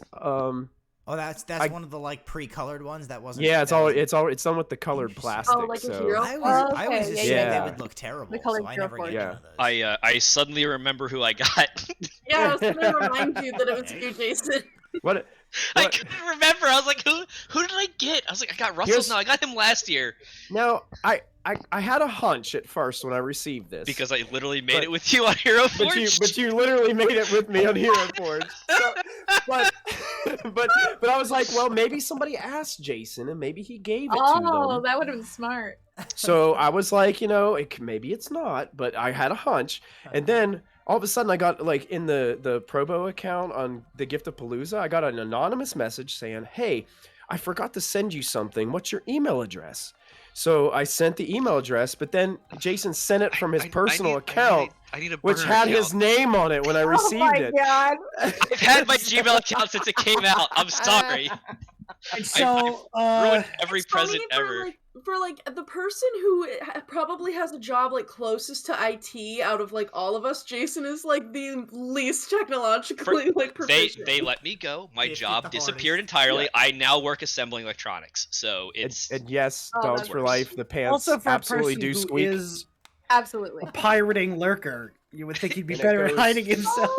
Goes really well with one of my crafted ships because now Oh, nice. Lexus can sit up here. Now I like just the- I need a murder beard miniature. To I put up have a here. second murder beard. I I'll need a send it murder to you. beard. That I murder like Alright, the beard, excellent. that was like install at the base of the mini too. that murder beard was Yeah. lost for years. Yeah, I had an original murder beard that I gave to Matt to paint that he promptly lost. Yeah. And then I had to get another one, and I said, don't lose this one, because I couldn't find any more on eBay. They don't make it anymore. And then when Matt moved, he found the Found the original one when I moved. I would really like to have a miniature from everybody's character, so that way I can like make a miniature like setup in my office. So, So but yeah, thank you, Jason. awesome. Well, for those of us keeping track at home, there are 2 people left. Victoria and I had each other. I was gonna say, Actually, oops. fun fact: Victoria and I did not have each other, but Russell Yeah, and I cheated. didn't figure that out. I didn't because I messaged you because there was like a weird shipping issue happening with like I think it was like Brittany had messaged me and was like, "What is this?" So I messaged you because I knew that you had her because I know who everyone has, So and I didn't originally- know that you switched with Russell. So Victoria, for those of us at home, Victoria administrates this situation. Originally, Russell got Victoria and I got Brittany. But Russell and I sneakily said, "Why don't we switch?" So then Victoria doesn't like know who had her, and she gets to experience the fun of like having a secret Santa. So we switched on the sly months ago. So I technically had Brittany, but I traded with Russell and I had Victoria, and Victoria had me. How do we want to decide who's gonna open their thing first? I sent you roll the well, hold on. Okay, so I sent you the finalized like image file like literally just before getting into call because there was that one change that you had. So it's in your Discord. It's gonna But take me a minute to like get that put onto stream. So why don't you open your job first while I mess with this? Yes, the give somebody a chore so I can go first ruse. Yeah. What? You sent it to where? Oh, you're muted. You're muted. You've muted yourself. I sent it to you on Discord. Like, I just DM'd it to you on Discord. I don't see it. Oh, I got it. Okay. Got it. Okay. Okay, I'm dealing with I'm that gonna- now. Okay. Oh my god. Oh. There's a little dice in there! Oh, it's like a little ocean jar. Oh. Oh, it's like a little driftwood like message in a bottle type jar, and there's like little shells, and there's like little bits of like seaweed and a little dice. Oh my god, wait. Wait a second. Yeah, there's a Is Scylla in Scylla there. She's inside of it. That's awesome. Oh my god. She's swimming in there. Oh my god, that's so cool. Holy crap. And it's got like the little driftwood on it. Oh my god. I appreciate that That's so that cool. decoration is like similar to the Grimm's Folly decoration. I know it matches. I know. It's all tied together. It's funny because this box, I think it's a box that you had gotten My something wife's in like before. fruit of the month club delivery box that I So, I That's saw not that it was. right. I saw that it was something perishable, but I knew that it was the gift exchange thing, and I was like, let's just see what happens 2 months down the line with this perishable thing. Instead of Merry Christmas, here's some very rotten eggs. No, I would just see more Victoria like, diving off here- camera. yeah. Merry Christmas. This was fruit juice. Now it's fruit compote. Oh Yeah. no. Oh. Thank you so much. This is so cool. Oh my god. I may take another whack at that. So for those at home, I have an insistence that I hand make all of my gifts for the ornament exchange every year. And I had a real hard time with this one. The resin that I had was not curing right. Some of the guys who are in our like private Discord here can attest to the fact that I shared pictures of several ruined versions of this. Yeah. It's the I closest messed up- I've ever seen I to messed him up losing a lot it. of these. Oh, Well, I think it It's like looks a demented awesome. doll I that's collection. love it. incredible. It makes me really happy. Yeah. That's so cool. Okay. Do I have to dig through the filling in here, or was that just that was No. padding for the glass, This right? just was padding for the glass. There's nothing else. Okay. There's a cool. single orange slice in there. Figure it out. So I got you something physical that is Yes, so so I that you have would have a- something to open, but the I have a bulk physical of the box. gift is digital. And I have a new thing that I will be adding. How do I do this? Let's see if this. If really you breaks add an through. image file, like an image capture, and then you just select that file, you can like just put it on. Yeah, add a image, source. Add source. Are we about to be horsey duded? And a new source. Yes. I hope not. I'm gonna see the secret notes again. Yeah. Finished my tea already. Oh, this one's gonna be. Well, you could also screen share it if you had the image up, Boom. and then it would show up for No, everybody. it's big on screen right now, I think. There he is. Wow. Oh. Okay. Oh. I don't see it yet. He's very large. Hey, That's- Lorge. So for those old of you grumps. viewing this at home, the most of the group of us have a private home game that we play every week, where Russell DMs. It is my original home group that we played Out of the Abyss for 5 years, and when we wrapped the campaign, I said I have to not DM 3 simultaneous campaigns. Someone else has to take over DMing for the home group. So Russell picked up, and we are currently running Curse of Strahd privately as a home group, in which I play a paladin, a multi-class paladin warlock named Velimir Astrolovich, and this is him. He's an old man with a spoopy old eye, and there he is. He's beautiful. That's amazing Still artwork. so yeah. great. Looks so good. And So good. Now you have art of a character. now Since I you have. It is the. don't ever have player Yeah, characters. I never had player characters to have art of. I love it. Thank you so much. And then let me tell you what.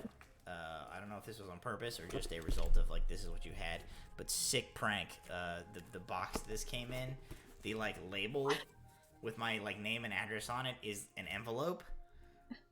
So I was like, Do I have to open that envelope? Is there something in the envelope? It's not. It's just I what just- used to put my thing on I there. just didn't have a piece of paper, Yeah. so I had used it was that. I did a whole ordeal where I opened this and like got into the envelope.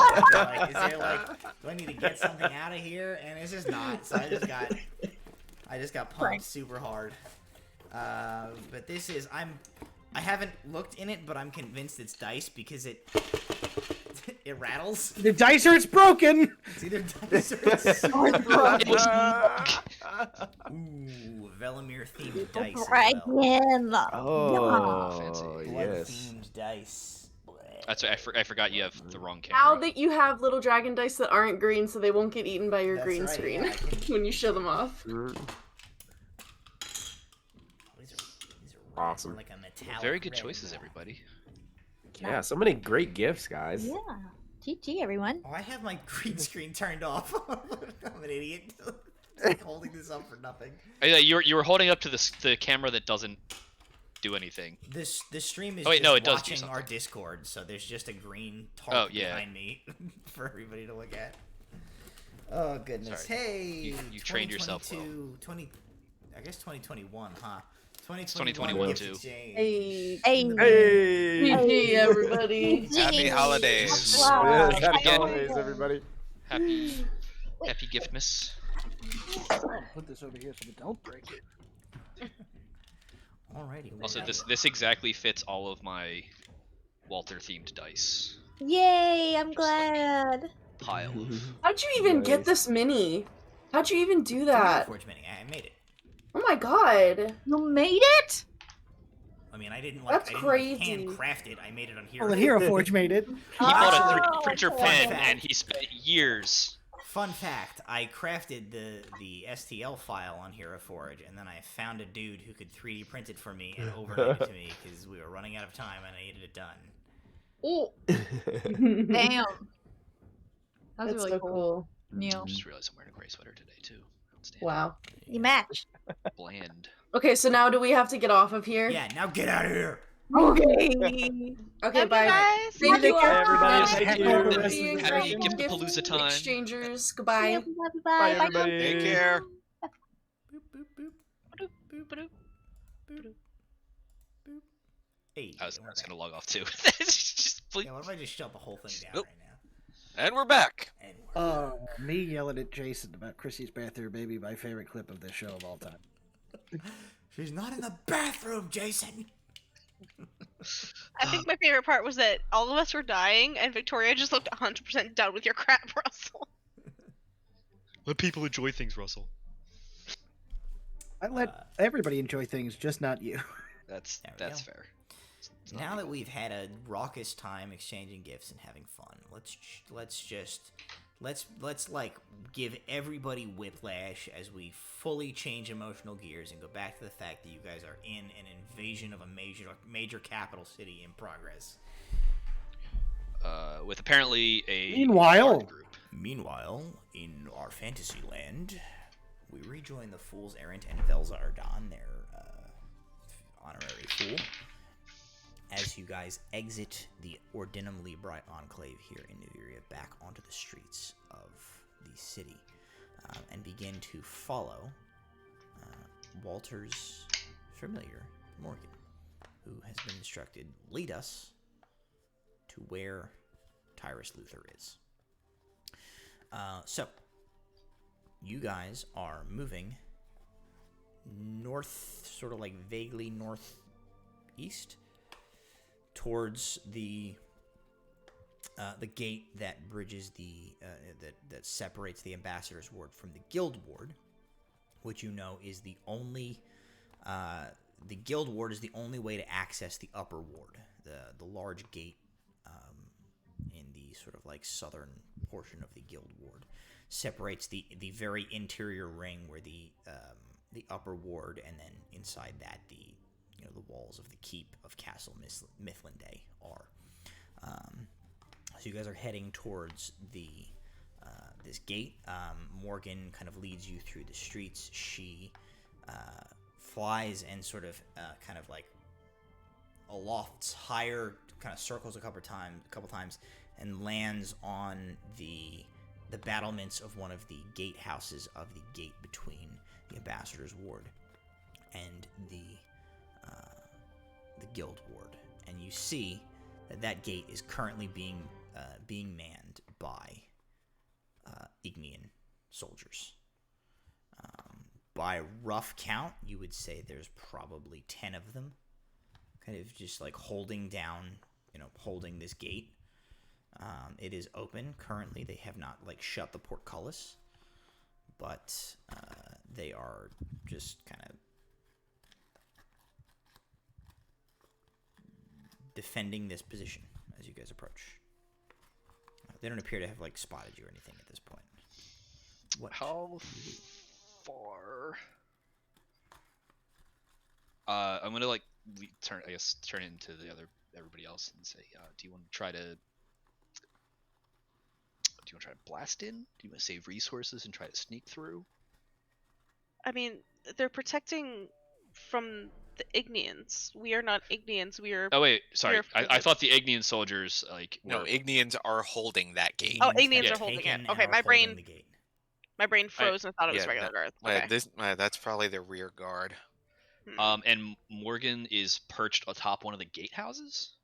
Yeah, as if like That's you know, where you guys, you feet people, you feet walkers have to go this way to get where I'm trying to lead you. okay. Okay.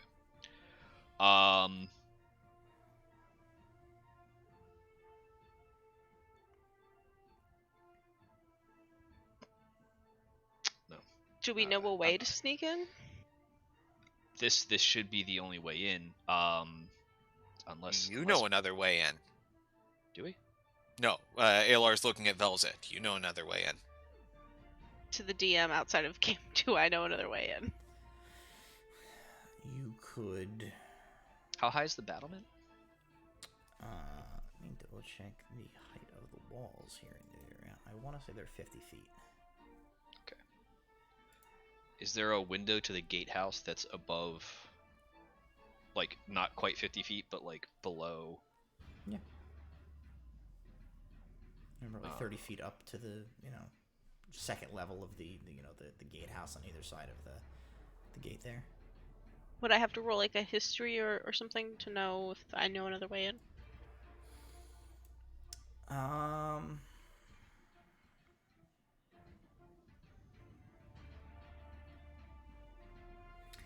I mean, I think no, probably no rule necessary. I mean, like you can, if you have some way to like get over the wall, you can. But like, there's not. How big is the gate area? Like are they kind of like milling around, or are they like in formation to hold it? I mean, these are friggin' advanced shock trooper type of like they are in formation like hold. They're not like wandering around like picking their noses and whatever else. Like, I'm gonna lean over to Alar and Brahm and say, do you remember how we took care of the guards back in the forest? If you give Which me 10 guards minutes in which forest? You gotta be more specific. When he had to recover the druid. If you give me 10 minutes to set up, I can cast silence on probably most of these guys, and they won't hear us coming. Walter, I'm gonna be real honest with you. I have no idea what I don't remember. Okay, well. That was 1,000 years ago. What did I do? I'll do it again if you tell me. Anything that doesn't require them to hear, just start blasting. From safety, like get in position, and once I cast silence after about 10 minutes or so, we should be able to have them sufficiently deaf that any noise we make can either startle them or. Though that was hired muscle, I don't know that. No, these are gonna fall Ignean for it. shock troops. They're not going to break. The first thing they're going to do is seal the portcullis.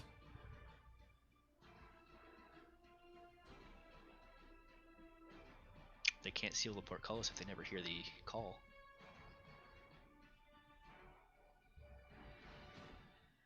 Well, I think I can get up in there. If I can see a window, it's like I can try to get into the gatehouse and deal with the people there, unless Brahm wants to bring Oz up and cause chaos. I bring Oz up. So if you dimension door Oz up into the gatehouse to control it. Cannot dimension door. Can't dimension door. Okay, never mind. I can make him fly. But cannot dimension door. You can make him Wait, fly. Add you're a talking sorry. For Dimension Door, you're talking about someone taking Oz. Like, if we can see a window to Dimension Door there. I don't have a Bring Oz. 4th level spell slot, so You don't I have can't. yeah. I can't dimension. I could. I can Misty Step, but if you can, Velza can. I got my spell slots back on our rest, and I can. Velza, It says I can bring objects. Hold on. I can bring Oz with me on Dimension Door, right? Yeah, you can bring one person, one willing creature. If you want to bring Oz up to the gatehouse and control that, we'll deal with the guys down here. I look at Oz because I haven't really interacted with him much. I'm like, do you want to go on a trip? Kinda Also known looks as, at do you trust me? He looks at you for a second. He says, "I'm gonna be honest. I don't really know what's going on here, but if you need a bunch of guys killed, I can do that." I think the whole point is you and I go up there and kill a bunch of guys and keep the portcullis from coming down while they take care of the guys down there. Okay. Alright, simultaneous strike. If we'll get in position, and when you're ready, you're ready. Yeah, that's probably best. We're not going quiet. That's the case. Should we? We do... probably want to wound as many of those guards as we can first thing out. Can you do that light thing? Okay. Stay up in the guardhouse area until you see a green light disappear. You do not want to be in that light. Okay. And I look at He Oz. understands it better than I do. Yeah, Alar points at Walter. It's fine. I look at Oz and I assume we're like not right. Obviously not in front of him. We're like hiding off somewhere. And I look at Oz and I just hold my hand out to him to go with me. And wait for him to be ready. May I have this dance, sir? No, it's literally Aladdin, but I'm smaller than him and I'm not flying above him. And I go, "Do you trust me?" And he goes like, And Oz and I. World. Oh God. Oz and I are going to Dimension Door, using that window as like my focal point into the gatehouse. All right. So Velza like reaches forward and pulls back space time to reveal like a tenebrous, swirling black vortex, and she and Oz just sort of like step into it, and it folds shut behind them like a curtain swinging shut. And Velza, you and Osrius, next thing you know, you step out of thin air inside the second floor of the gatehouse. Immediately, the smell of the iron smell of blood, it strikes your nose, and you kind of look and see that there are two dead Mithlindian guards on the kind of on the floor in here, both bearing slash wounds from. Are there any Ignians in here? You do not see any Ignians up here. There's like a table and chairs.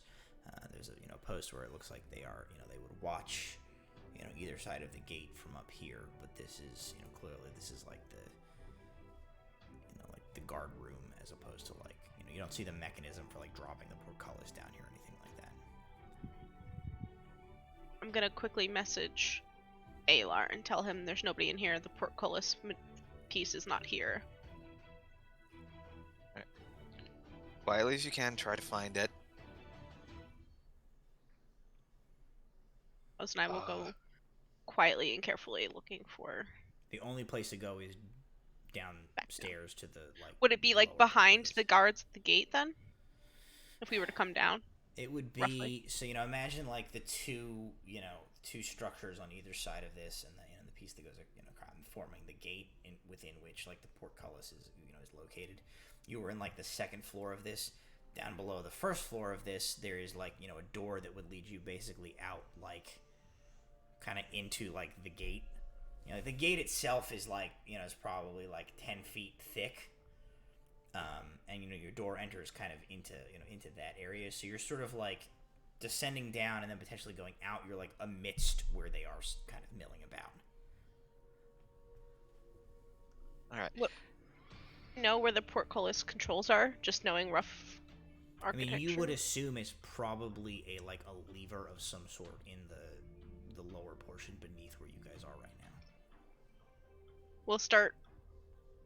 We'll go towards like the downstairs, but we're not gonna go down yet. We're gonna wait for whatever shenanigans they're gonna get into, and we're gonna wait until there's something going on. Make a stealth check, and I'll make one for Osprey.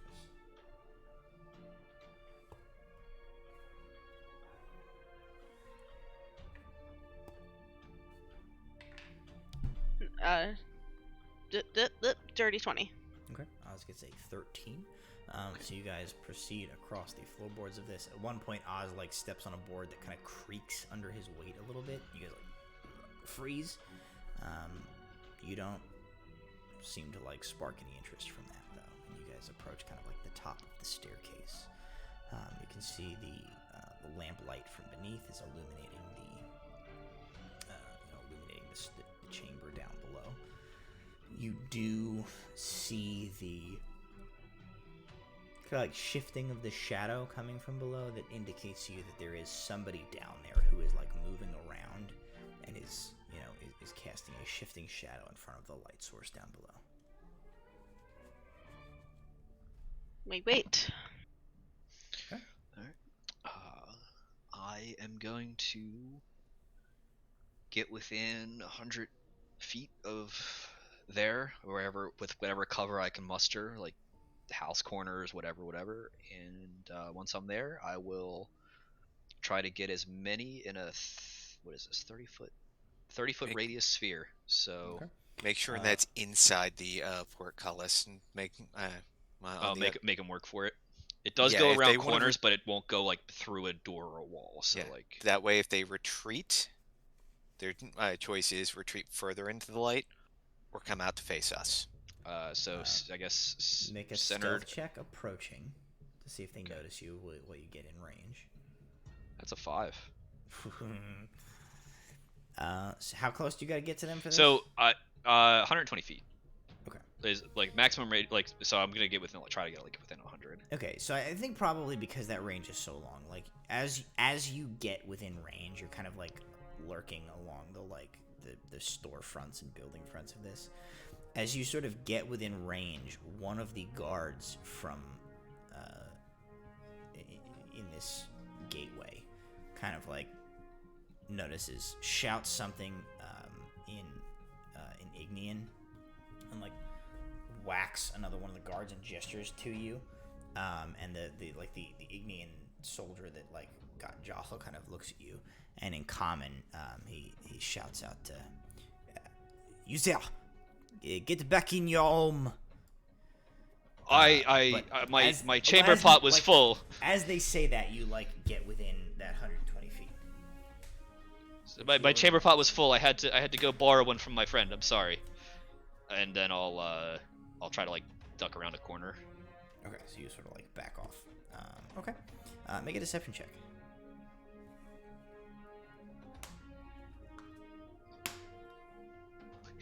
9? You kind of say this. You kind of back up and back around a corner, and the others of you who are kind of further back watching, you see these guys who are guarding this gateway kind of converse among another, and one of them sort of nods in the direction that Walter backed around a corner, and four of the guards peel off and start walking down the street in all of your direction. I'm gonna cast a message which has I think message has a 100-foot range. 120 foot. So I'm gonna cast message at Alar, telling him to start firing from cover at the guys. I guess I don't see them, huh? Because I'm around the corner at this point. Yeah, So probably I guess I'll just message Alar and say if try to keep them in formation in case they move. I will try. Incoming for your way. Okay. Can I? I guess you know what. I'm gonna I guess round back around and say it's like nah, you're right. I was full of shit, and then I'm gonna cast yeah, creepy green light. Okay, you got? roll initiative. Everybody. I'm gonna say it in Elvish though, just out of spite. Sure. It's not Ignian. So I don't have to roll. They have to roll con saves. Are And- you doing it in the In the portcullis, getting as many of the main group as I possibly can. So I'm Okay. not gonna give you a surprise round, as they're definitely aware of you. So everybody roll initiative, and then we'll resolve That's that when it gets to your turn. All right, so I'll just come around the corner and say, yeah, you're right, I'm full of shit. So, Yeah. 17. 20?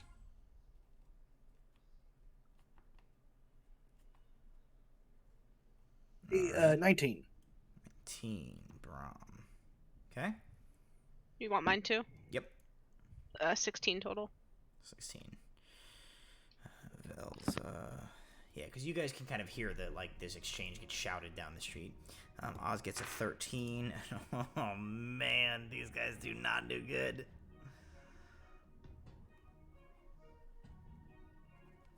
So I'm going to tell you guys this now. Jason has disappeared. The soldiers are dead last in the initiative. Alar is the first to react. So Alright, Walter basically jumps back around the corner and goes, "You're right, I'm full of shit." And you see, the hands, begin to whirl around and the spell begins to charge up and you know it's about to kick off. I am going to try and quietly move up to get within striking range of the 4 soldiers. So I guess that's a stealth check. Yeah, sure. That's a whole whopping 14, but I'm hoping they're too busy looking at. Let's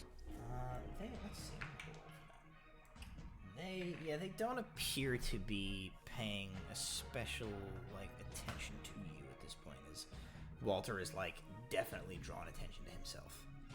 Okay. Then if I get within range, whatever one of them looks to have the fanciest livery of the 4 that are approaching. The 4 that are approaching are all kind of same type of deal, as far as you know. All right. Then I'm gonna pick. I'll pick one of the ones in the middle. We'll call it number 2, Sure. since we're on a poop theme. Yep. Number 2. And Roll tweet. poor number numero deuce gets to roll a wisdom save at disadvantage because I finally get to use my arcane trickster feature of surprise casting. He rolled a natural 20 At And disadvantage? and a 2. Oh, I was gonna Nice. say, oh god. All right. He failed. So he gets to have a somewhat bad day. He takes 12 points of necrotic damage as the first sound he hears is the tolling of the dead. Alar, you spring out from behind cover. You whip your rapier out, and you smack the rapier against your hand, causing the rapier to go as it wiggles. But the sound amplifies and boom, blasts out, and you just watch as that soldier gets. It's as if a physical blow has struck him. He just is slammed backwards, comes fully off of his feet, and you see blood gouts out of his nose, and he just falls to the ground, unmoving. I look at the 3 remaining, and in Ignian I say, he was the lucky one. You won't be. Alrighty. Brahm, that brings us to you. So Walter is winding up a spell. Alar has just rocketed a spell of his own down the corridor at one of these guards. There are 3 more who are about midway between you guys and the portcullis, and the other 6 are still in the gateway about 100 feet from you. Okay. First thing I'm gonna do is I'm gonna give Bardic Inspiration to Walter. Okay. Is that a D8? Yeah. So you get a D8. And It's date. do I want to save my spell slots or do I want to not save my spell slots? I'm going to.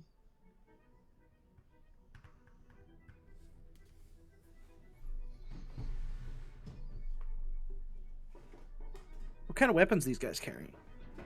Longswords and shields.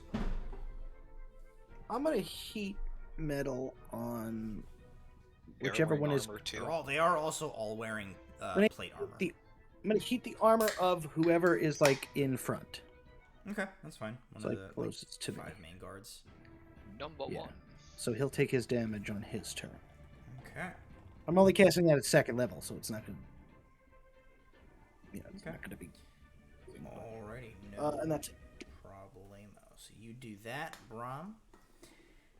And Walter, that brings us to your turn. So Brahm also leaps out, and you see him like twirl his hands in a pattern, and the chest plate of the lead guard begins to start to glow red.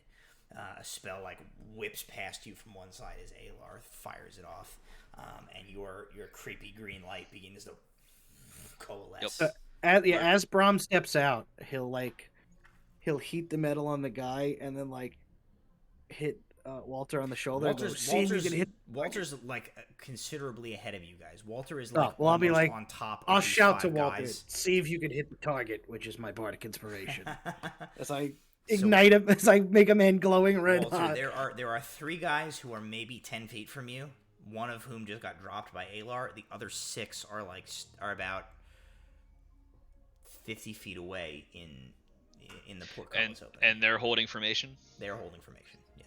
Cool. Well, that's a terrible plan on their part. I'm gonna orient the bubble so that it kind of blocks their escape into the portcullis, so they have to run through it. But I get to make sure I capture all 6 of them. Yeah, absolutely. So they each have to make a DC 15 con save, I'm gonna make a save. I'm gonna do all of that. and they have to make that anytime Yep. anytime they stay on their turn. So Alrighty. 15, you say, right? Yep. Okay. It's their con. it spreads around corners, so the bubble does Yeah, pretty all much wrap 6 of these around the guys are entire gonna get hit. portcullis.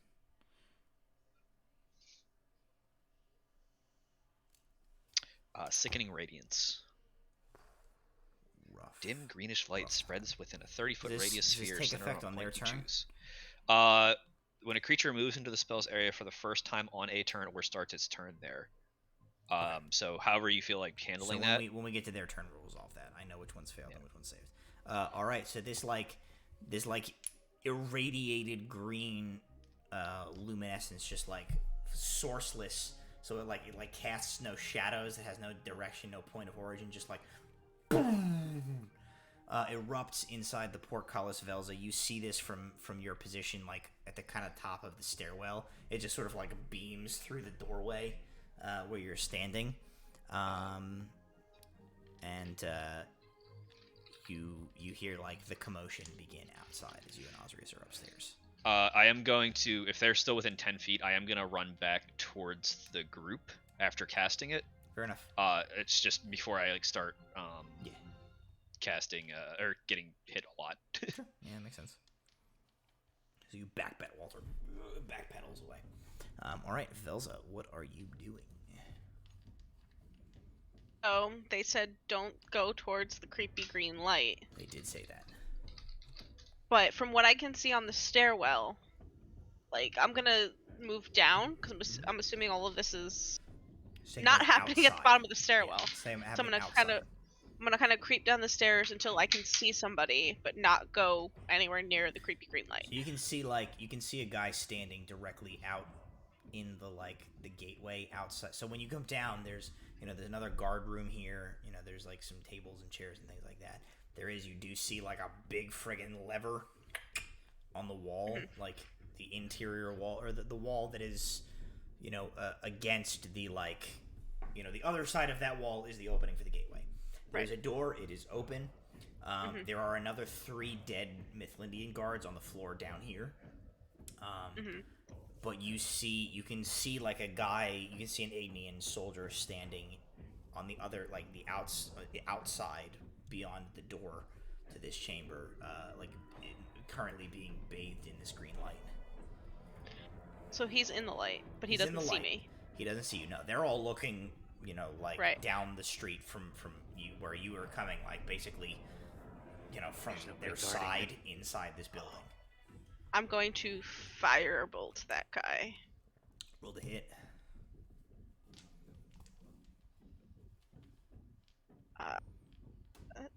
Did a 24 to hit. Yes, the 24 hits. That's 14 points of damage to him. 14. So you jump down several of the stairs. You kind of you do like a cool slide on the railing to get down a little lower into position, and you just as you're coming down, you just fire off a firebolt, and it sort of roars out of your hand, streaks forward through that open doorway, and slams sideways into that guard in the green light, and he is just thrown sideways. He gives out this very brief sort of strangled and it's cut off as he is just killed immediately by this bolt of fire which strikes him. He clangs into the ground, his armor clinking and clattering. I'm going to keep going down and stand by the, not right by the door. I want to be a little bit back from the door, but I will fire at anybody that comes in through that door and kind of call for Oz to follow me to help me guard the lever. So Osrius is up next, in fact. So he is going to, he's going to come down. He kind of comes up to where you are, but then he just sort of vaults the stair, the sort of curved stair, just vaults over to land on the floor below.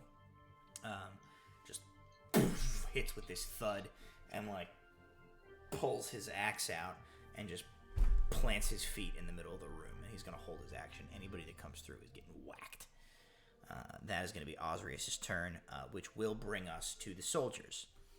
The soldiers, the 6 of them in the portcullis, 1 of them succeeded, 5 of them failed. The one who succeeded did then proceed to get firebolted to death. So he's not here anymore. And the five remaining have all failed against the creepy green light. I have these nice, lovely D10s to use. Yeah. Did they had their turn already, right?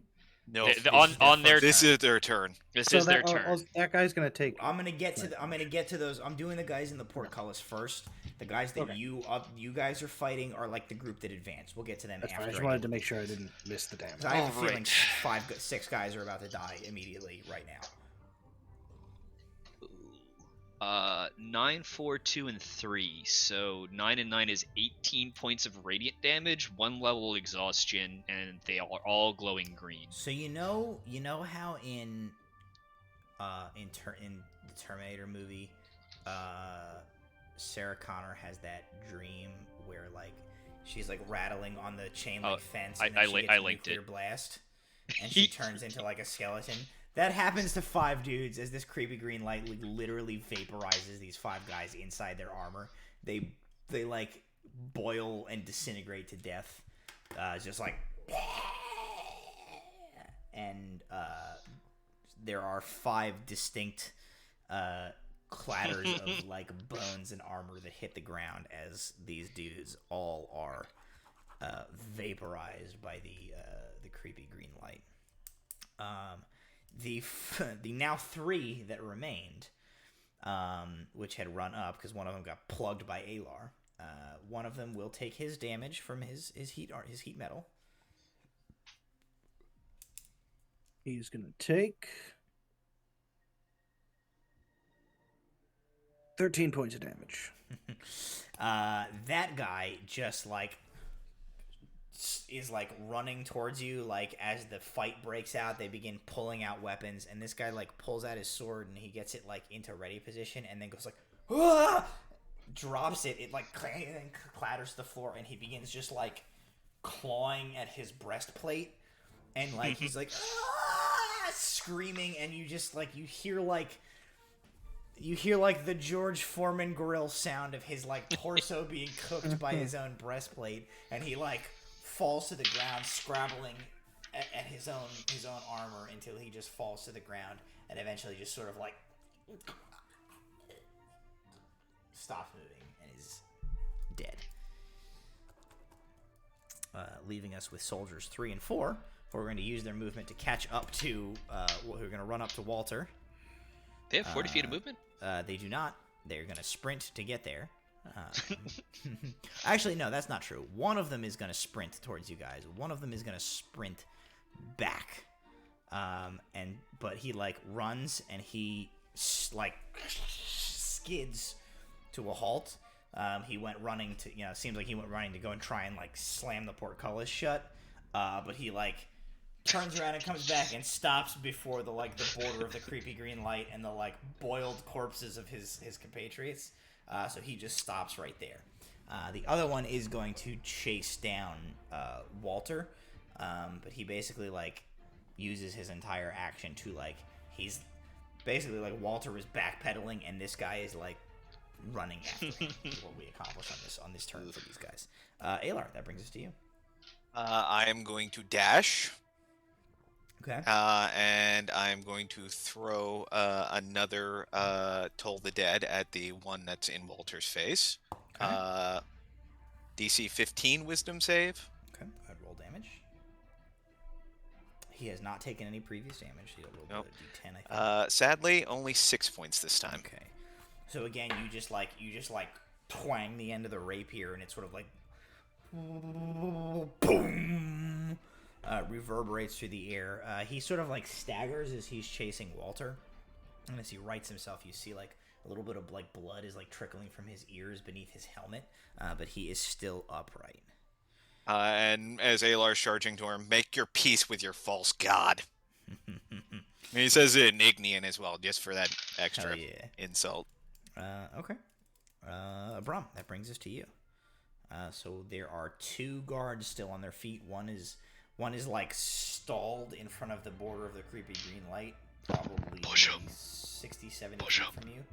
The other one is maybe Push him with what? Maybe 30 feet from you, chasing Walter.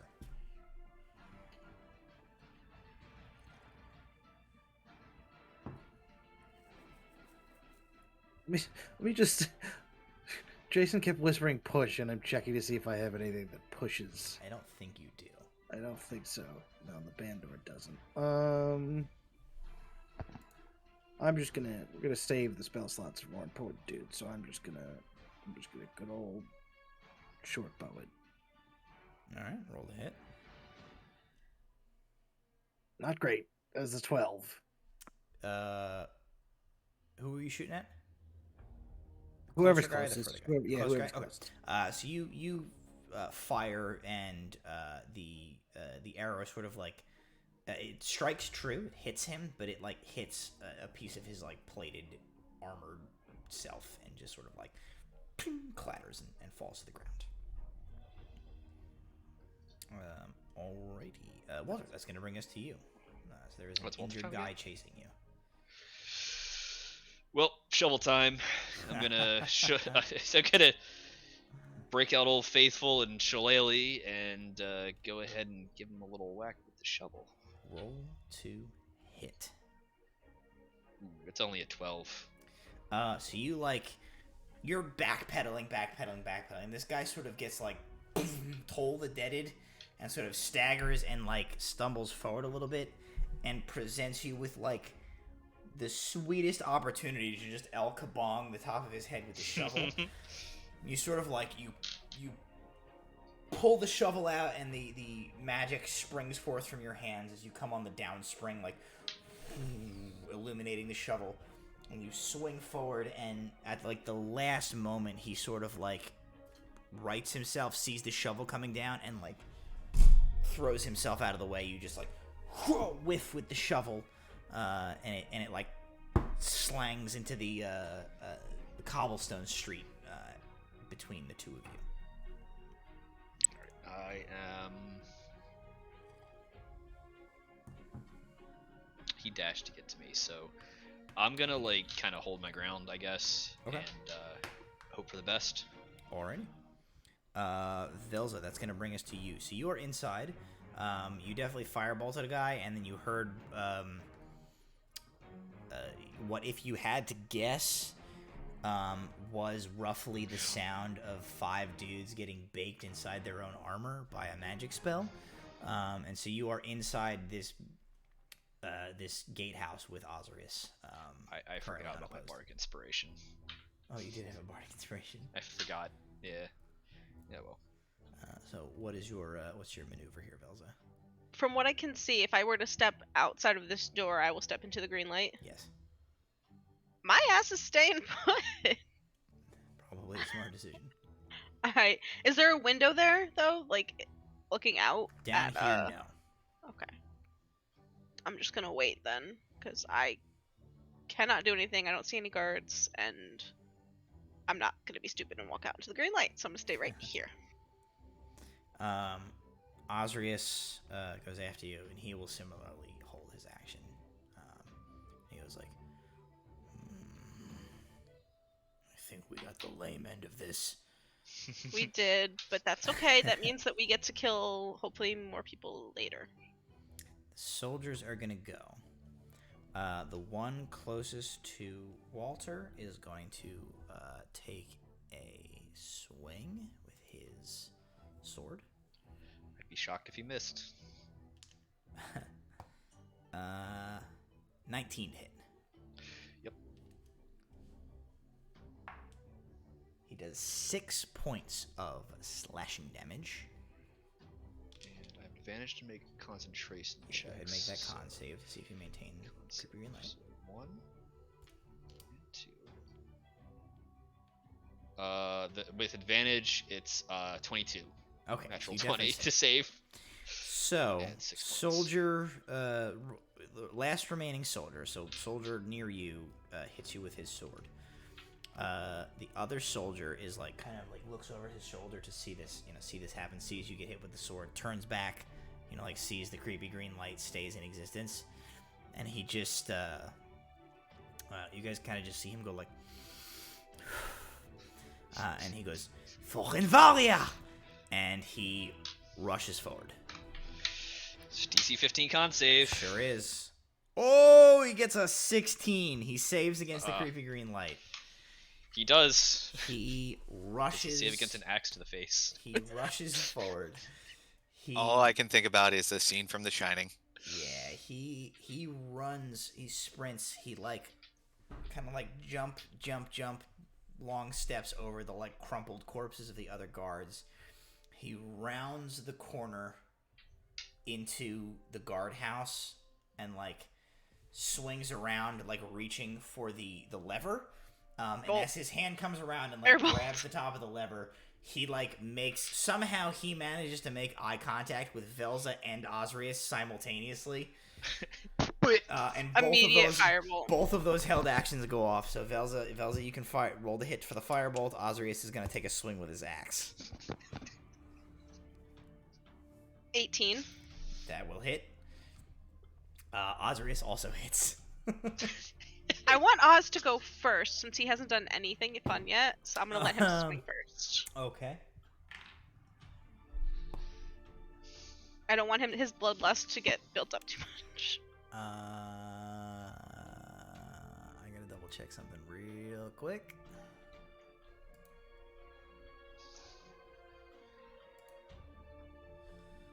I just have to see what Osirius is.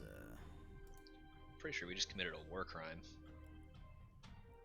It's all right. They committed war crimes the first one. They committed the first one. So Osirius does, in fact, this guy comes around the corner, and Osirius basically just swings the axe, meets this guy with the axe. The axe clips him in the shoulder, and bites through the armor, rips through the flesh below.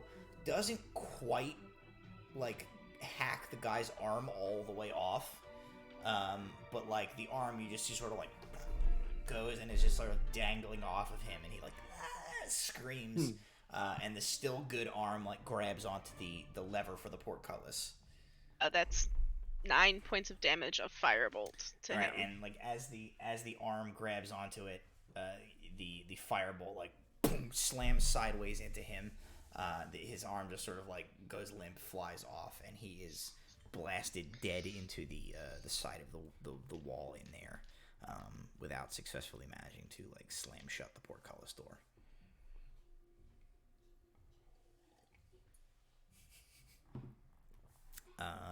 That is going. Sorry, Emily came in and is like fussing with Grifford just off camera from me. That is going to bring us to. Okay. Going to bring us to Griff in the initiative, who uses Shriek and stuns everybody for a round of combat. That is going to bring us back to Alar. There is one guy left alive. He is in Walter's face, and he is not doing so good. I am going to get into his face, and I'm going to attempt to stab. This is the luckiest bugger in the world, because I also roll a 12. Ooh, no, clean miss.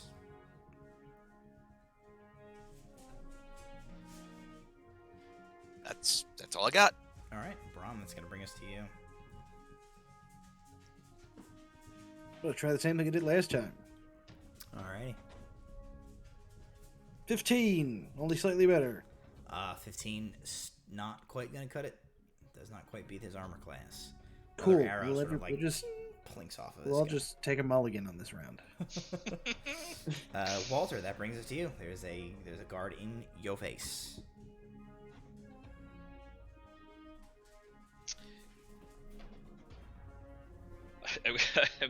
In Elvish, I'm gonna like lean in and just say, "Chill." Just make a DC 15 con save. Oh my god. If Jason kills this man by Arnold Schwarzeneggering him. Yeah. He fails. God. He does fail his save. Hold on.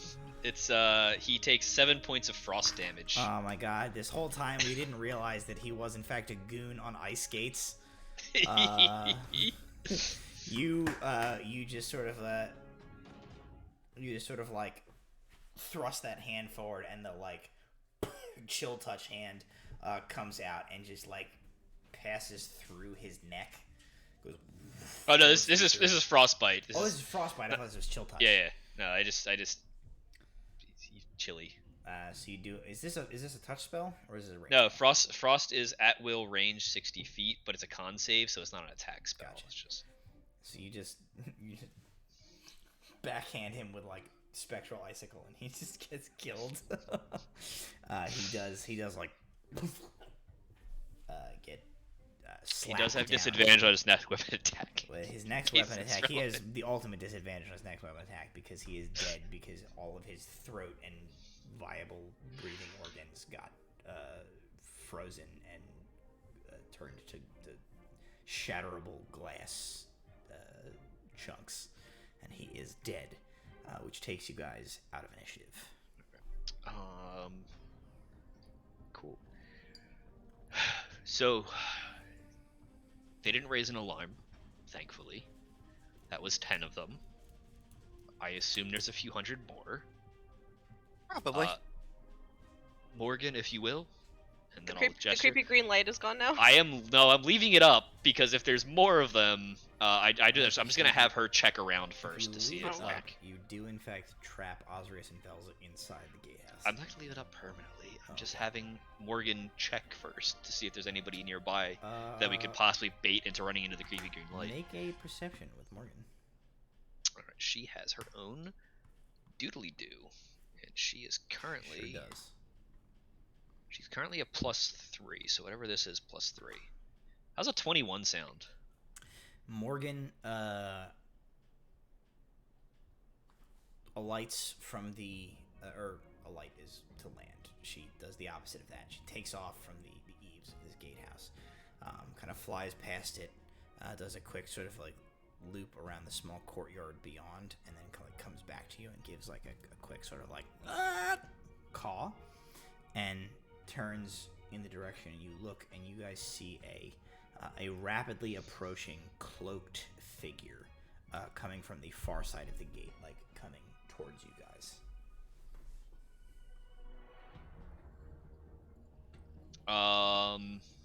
So it's a 60 feet diameter circle. They are not running into the upset. creepy green light. They are like on the far side of the gate, on the far side of the creepy green light. Okay. They're coming towards you guys. I'm gonna get to the edge of the creepy green light, and I'm going to cast a message at them if they get close enough. Okay. Yeah, I think they do come like to the other side of the creepy green light and stop. And I'm gonna cast message and ask who they. Actually, I can just ask with my words because I'm a normal person. You can also use your regular human mouth and talk to people. Yeah. Hey. Hello. Are you Ignian? Comes to the end of the other side of the creepy green light, draws back their hood, and rights themselves, and you see, as the hood is pulled back, the like sleek raven black hair, pointed ears, and like beneath the cloak, which is covering, you see some of the like more ornate pieces have been taken off, but the remainder of the armor is still on. You recognize Inquisitor Leanna Highhaven. She pulls back this hood. And she says, thank Mistra. she sort of calls out to you. She says, dismiss your spell, quickly. Is there anyone coming? She says, no, I've not been followed. But time is short. We must move. I'll dismiss the spell. Yeah. So you dismiss the spell. She like kind of looks, sees the light sort of fade, and she rushes forward. Come running out of the room, ready to bolt somebody because I don't really know what's going on, and then I freeze when I see her, and I go, "Oh, thank the goddesses." Osrius kind of comes out behind you, and as you guys all sort of gather in the, beneath the portcullis here, he looks at the Ignian soldiers who look like the guy that looked at the Ark. The Ark of the Covenant. Yeah, like it's a bunch of like melted skeletons. And he's like, I got magic moved up to the top of a building for nothing. We thought there was people in there, Oz. I'm sorry. I'm sorry, Oz. The last time I went to a control point building, there was like 8 guys. I figured I wanted to give you some fun. I apologize. You did good, Oz. And Leanna Highhaven goes, she goes, I am glad to see that you are all alive and well. The situation is grave and getting graver by the moment. We have not a lot of time to waste. Is the king safe? Is the... She says, for now. Velza, your message reached me in time that I was able to alert Sir Tyrus Luther that there was treachery afoot, and he acted fast enough. She gestures towards the dead bodies on the ground. She says, this invasion was only part of the treachery tonight. It seems that a hefty contingent of the parliamentary building's martial force were also in on the scheme and in the pocket of the traitors. Not moments after I received your message of treachery, an attack was launched. It is grim at the parliamentary building. For now, the king is safe. Many of the members of parliament have been slain in the chaos. It is bedlam.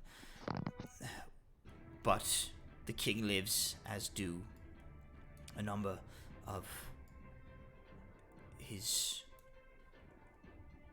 most loyal courtiers. They have retreated within the inner sanctum of the parliamentary building. Sir Tyrus and I were holding a defensive position in an interior courtyard when she gestures towards you, Walter. When your familiar delivered the message to Sir Tyrus, she says he is holding the defensive position there.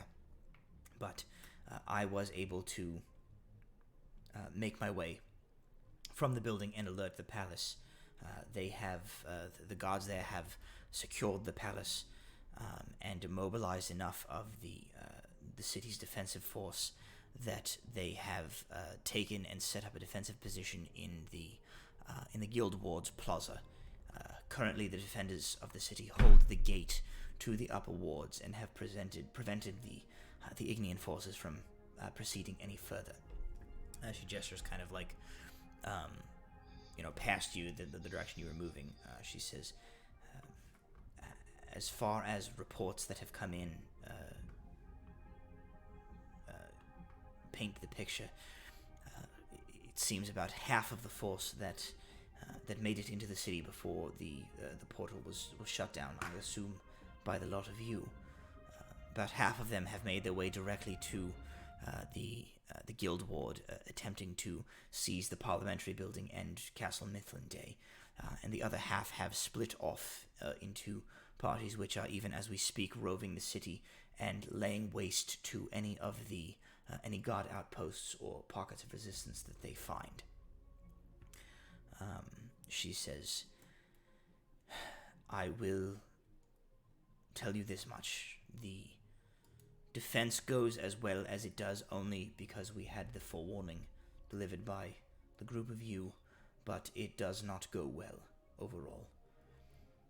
I expect within the hour that the defenders will lose their footing in the plaza at the guild district, and the invading force will breach the upper ward and make for the parliamentary building.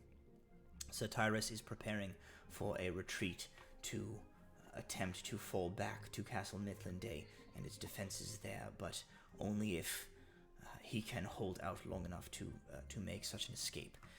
He sent me forward to attempt to rendezvous with you and marshal the forces of the city after I alerted the castle of what has been going on. But the fight goes poorly. We were able to reach out to the Terra Libra enclave. We rested briefly. I apologize for our delay, but the world will know shortly what's happened here, if they don't already. They won't get away with this even if they succeed. She says, it is good that we have managed to keep them from entirely catching Mithlinday unaware, but I fear that spreading the word now will do little to comfort our mortal souls if we are all slain here. Our best and only hope is to thwart them where we can and allow Tyrus to retreat with the king into the safety of Castle Mithlinday. Is there a way to raise a general alarm? Are there warning bells? Are there? She says the city's defense forces have been alerted to the danger. I have seen to that at least. She says they are marshaling themselves even now throughout the city. I imagine that the Ignean forces that have made their sweep will find increasing resistance as they get further away from their point of incursion. But it may be too late for the inner wards and the parliamentary building. If we cannot do something to turn the tide of the combatants fighting even now within the parliamentary building before the defenders lose the plaza to the upper ward, we will be completely overrun. She says, I have a way to get us back into the upper ward without having to cross through the active battle zone in the plaza in the guild ward. My hope in seeking you out was that with your aid we could return to the upper ward and make our way into the parliamentary building and turn the tides of the fight there enough to allow Sir Tyrus to retreat with the king and the other gentry and get them back to Castle Mithlinday. If we can at least get them there, the castle walls will hold, hopefully, long enough for reinforcements to arrive. Troops are even now, word is being sent to withdraw troops back to Niveria to fight off these invaders, but the only thing that can be done is to try and buy time. By time we will. And then to the parliamentary building. She nods. I elbow Oz and I go, see, more people to kill. He just goes like, good.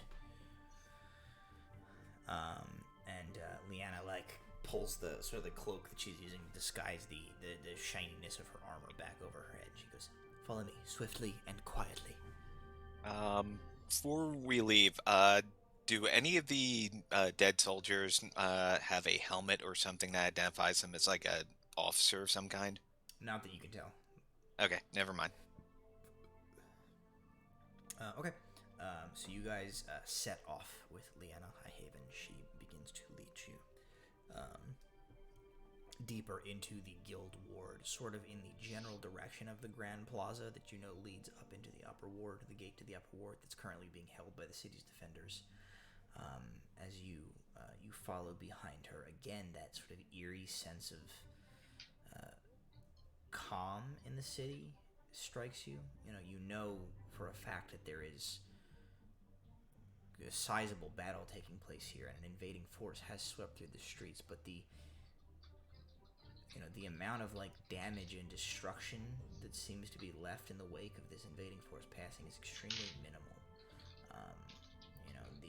The force that is being applied seems to be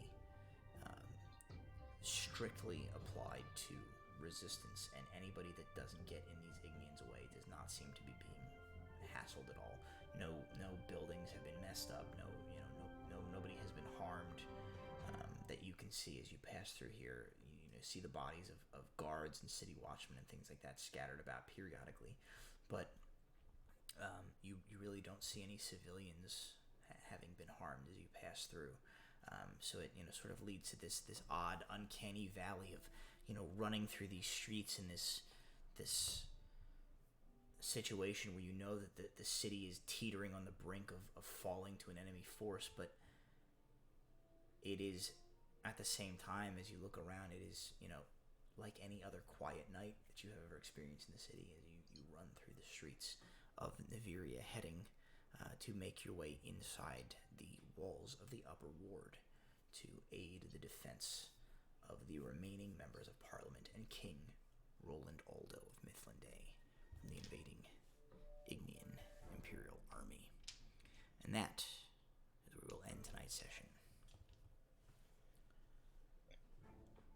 So, thank you guys for joining me. As always, you at home, you guys here, my players. I would expect. So we have next week we're gonna have the Grimm's Folly, who are kind of up to a bunch of shenanigans of their own. And then the following week we will have another episode here of the Fool's Errand. And I think probably we're sort of in a one mo again type of situation where I think one last one should wrap up this little chapter here and have us on our way to the next leg of our story. But I hope you guys will all join us next week, Tuesday at 7 p.m. Eastern Standard Time, right here on Proficiency Bonus for the next installment of Delve Requisite. Thank you once again to Proficiency Bonus for allowing us to stream here every week. Thank you at home for watching with us. Thank you guys, my players, for sticking around with me. And thank you to our sponsors, Little Dragon Corp and Cardboard Castle Games. We will see you next week. I love you, and good night.